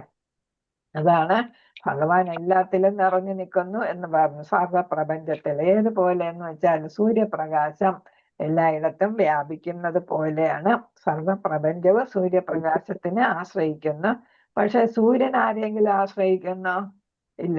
അത് വേറൊരു ഉദാഹരണം പറഞ്ഞിരിക്കുകയാണ്. സൂര്യപ്രകാശം എല്ലായിടത്തും വ്യാപിക്കുന്നു. നമുക്ക് സൂര്യനില്ലാതെ ജീവിക്കാൻ പറ്റുമോ? രാത്രി നമ്മൾ സൂര്യൻ വേണ്ട, പകരം ചന്ദ്രനുണ്ട്. പക്ഷെ നമ്മൾ ആ സമയം വേണം ഉറങ്ങുകയാണ് ചെയ്യുന്നത് അല്ലെ. അതേസമയം പ്രവർത്തിക്കുന്ന സമയത്ത് നമുക്ക് സൂര്യൻ ഉണ്ടാകണം. അതേപോലെ ജീവജാലങ്ങളുടെ ആരോഗ്യവും എല്ലാം സൂര്യനും ചന്ദ്രനുമാണ് നിലനിർത്തുന്നത്. പിന്നെ മാലിന്യങ്ങളെയൊക്കെ ഇല്ലാക്കുന്നു, എല്ലാം എന്താണ് ജേംസിനെ എല്ലാം നശിപ്പിക്കുന്നു അല്ലെ. അപ്പൊ അങ്ങനെ ശുചിത്വമൊക്കെ കൊണ്ടുവരുന്നതും പിന്നെ നമുക്ക് എല്ലാ കാര്യങ്ങൾക്കും അഗ്നിയായിട്ടും എല്ലാം ആയിട്ടും ചൂടായിട്ടും എല്ലാം സൂര്യഭഗവാൻ. അപ്പൊ സൂര്യനെ ആശ്രയിച്ച് നമ്മൾ കഴിയുന്നു, സൂര്യൻ നമ്മളെ ആശ്രയിക്കുന്നില്ല. അതാണ് ഈ 4-ാമത്തെ ശ്ലോകത്തിൽ പറഞ്ഞിരിക്കുന്നത്. ഭഗവാനെ നമ്മൾ ആശ്രയിക്കുന്നു, ഭഗവാൻ നമ്മളെ ആശ്രയിക്കുന്നില്ല എന്നാണ്. ഏതുപോലെ ഒരു രാജാവിനെ പോലെ. അടുത്ത ശ്ലോകത്തിൽ എന്താ പറയുന്നു നോക്കട്ടെ. അടുത്തതിൽ 5-ാമത്തെ. അപ്പൊ ഒരു രാജാവിനെ പോലെയാണ് ഭഗവാൻ എന്ന് വെച്ചാല് എല്ലാം നിയന്ത്രിക്കുന്നു, സൃഷ്ടിക്കുന്നു. പക്ഷെ രാജാവിന് നിയമങ്ങളൊന്നും ബാധകമാകാത്തത് പോലെ. പിന്നെ രാജാവ് എല്ലാത്തിലും ഇടപെടത്തുമില്ല. നമ്മളിപ്പോ ഏതെങ്കിലും ഓഫീസുകളിലൊക്കെ വർക്ക് ചെയ്തിരുന്നവർക്കറിയാം, അവിടെ എല്ലാം ഡിപ്പാർട്ട്മെന്റ് ഹെഡുകളുണ്ടല്ലേ. അപ്പൊ ഹെഡ് എല്ലാ കാര്യങ്ങളും നോക്കും. അതിന്റെ ഏറ്റവും മുകളിലുള്ള അതിന്റെ എല്ലാ അധിപനായിട്ടുള്ള ആള് ഇതിലൊന്നും ഇടപെടുന്നില്ല. അപ്പം നമ്മൾ ജസ്റ്റ് ഏറ്റവും താഴ്ന്ന ഉദ്യോഗസ്ഥൻ തൊട്ട് മുകളിലുള്ള ഉദ്യോഗസ്ഥൻ പറയുന്നത് അവരെ മാത്രം ആശ്രയിച്ചാൽ മതി അല്ലെ. ആ ഉദ്യോഗസ്ഥൻ അതിന് മേളിലുള്ളത്. അപ്പൊ ഏറ്റവും മുകളിലുള്ള ആളും ഏറ്റവും താഴെയുള്ള ആളും തമ്മിൽ ഒരു ബന്ധവും ഇല്ല എന്നുള്ളതാണ്. അതുപോലെയാണ് ഭഗവാൻ എല്ലാം ചെയ്യുന്നു, പക്ഷെ ഭഗവാൻ ഒന്നിലും ഇടപെടുന്നില്ല എന്നാണ് ഇവിടെ പറയുന്നത്. ഹരേ കൃഷ്ണ. അഞ്ചാമത്തതിൽ പറയുന്ന യോഗൈശ്വര്യത്തിനെ കുറിച്ചാണ് പറയുന്നത്. ദശാമതസ്ഥാനി ഭൂതാനി യോഗൈശ്വര്യം ഭൂതത്തെ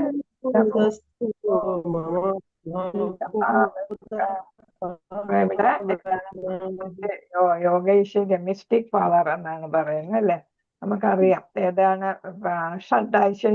അല്ല മറ്റേതാണ് സിദ്ധികളും അതൊക്കെ പറയുന്നുണ്ട്. പിന്നെ ഭഗവാന് ഇന്ന് ഷഡൈശ്വര്യങ്ങളൊക്കെ ഉണ്ട്. അപ്പം ഭഗവാൻ എല്ലായിടത്തും ഉദാഹരണം അതിൽ പറയുന്നുണ്ട്. ആകാശത്തില് ഏതാണ് ശൂന്യാകാശമുണ്ട്. ആ ആകാശത്തിലാണ് ഏത് വരുന്നത്?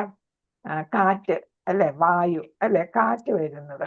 പക്ഷേ ഈ ആകാശത്തില് കാറ്റ് ആകാശത്തിന് തൊട്ടാണ് ഇങ്ങനെ പ്രവർത്തിക്കുന്നതെങ്കിലും ആകാശത്തിനെ ഈ കാറ്റ് ബാധിക്കുന്നില്ല. കാറ്റുണ്ടോ ഇല്ല, ആകാശത്തിന്റെ രീതിക്ക് അവിടെ നിൽക്കും അല്ലെ. അപ്പൊ അതേപോലെയാണ് ഭഗവാൻ എന്ന് പറയുന്നത്. ഭഗവാൻ എന്താണ്? എല്ലായിടത്തും വ്യാപിച്ചാലും ഭഗവാൻ എന്താണ്? ഭഗവാനെ ഒന്നും അഫക്റ്റ് ചെയ്യുന്നില്ല. ഭഗവാന്റെ ഇച്ഛ അനുസരിച്ച് എല്ലാം പ്രവർത്തനങ്ങളും നടക്കും. പക്ഷെ ഭഗവാനെ അത് ഒരു തരത്തിലും ബാധിക്കുന്നില്ല എന്നാണ് ഇവിടെ പറയുന്നത്. വേറൊരു ഉദാഹരണം പറഞ്ഞാല് നമ്മളിപ്പോ വീട് വെച്ചു. അപ്പൊ നമ്മൾ വീട് വെച്ചെങ്കില് നമ്മൾ ആ വീടാണോ? നമ്മളെ പ്രയത്നം കൊണ്ട് വീട് വെച്ചു. വീട് നമ്മളാണോ? അല്ല. അതുപോലെയാണ് ഭഗവാനും എന്നാണ് പറയുന്നത്. അപ്പൊ ഭഗവാൻ എല്ലാം സൃഷ്ടിച്ചാലും ആ സൃഷ്ടികളൊന്നും ഭഗവാനല്ല എന്നാണ് നമുക്കങ്ങനെ നോക്കിയാല്. നമ്മൾ വീട് വെച്ചു, പക്ഷെ നമ്മൾ വീടല്ല എന്ന് പറയുന്നത് പോലെ ആ തരത്തിലാണ് ഭഗവാനും ഈ പ്രപഞ്ചവും സൃഷ്ടികളും തമ്മിലുള്ള ബന്ധം എന്നാണ് ഇവിടെ പറഞ്ഞിരിക്കുന്നത്. ഹരേ കൃഷ്ണ. യഥാ ആകാശസ്ഥിതോ നിത്യം വായു സർവത്ര മഹാൻ തഥാ സർവാണി ഭൂതാനി മസ്താനീതി ഉപധാരയ. അടുത്ത ശ്ലോകമാണ് ഞാനിപ്പോ പറഞ്ഞത്. ഏതിന്റെ ജീവജാലങ്ങളെല്ലാം ഇത് പറഞ്ഞല്ലേ, ജീവജാലങ്ങളെല്ലാം ഭഗവാനിൽ എന്താണ് സ്ഥിതി, ഒന്നും ഭഗവാന് സ്ഥിതി ചെയ്യുന്നില്ല എന്ന് വെച്ചാല് പിന്നെ ഭഗവാൻ ഇത് വീട് നമ്മൾ വീടാണോ എന്ന് ചോദിച്ചതുപോലെയാണ് ഇവിടെ പറയുന്നത്. സൃഷ്ടികളൊന്നും എന്നെ സ്തുതി ചെയ്യുന്നില്ല എന്നാണ് ഇവിടെ പറഞ്ഞിരിക്കുന്നത്. എല്ലാം അവനെ സ്തുതി ചെയ്യുന്നുവെങ്കിലും ഭഗവാൻ അവയിലില്ല. പരിപാലനം മുതലായവയുമായി നേരിട്ട് ബന്ധപ്പെടുന്നില്ല. അതിനാണ് ഞാൻ ഡിപ്പാർട്ട്മെന്റ് ഹെഡിന്റെ ഒരു ഉദാഹരണം പറഞ്ഞത്. ഇതിന് വേണ്ടിയിട്ടാണ് ഡിപ്പാർട്ട്മെന്റ് ഹെഡിന്റെ ഉദാഹരണം പറഞ്ഞത്. ഇതൊന്ന് നേരെ വായിച്ചു നോക്കണം. ഇച്ചിരി പാടുള്ള ചാപ്റ്ററാണ് ഇത്. ഈ 9ാമത്തെ അധ്യായം ഇച്ചിരി പാടുണ്ട്. അപ്പൊ അതുകൊണ്ട് ഇത് നല്ല ശ്രദ്ധിച്ച് വായിച്ചു നോക്കണം. ഹരേ കൃഷ്ണ. കൂടുതൽ ബാക്കി നമുക്ക് നാളെ ക്ലാസ്സിലെടുക്കാം. പിന്നെ ഇത്രയും കാര്യങ്ങൾ ഇന്നിപ്പോ സമയമുണ്ടല്ലോ, അപ്പൊ ഇത്രയും കാര്യങ്ങൾ ഇന്ന് തന്നെ ഒന്ന് വായിച്ചു നോക്കണം കേട്ടോ. എന്നാലേ അത് നേരെ മനസ്സിലാവുള്ളൂ. പഞ്ചകൽപ്പതരൂപസ്യ കൃപാ സിന്ധുഭേവജ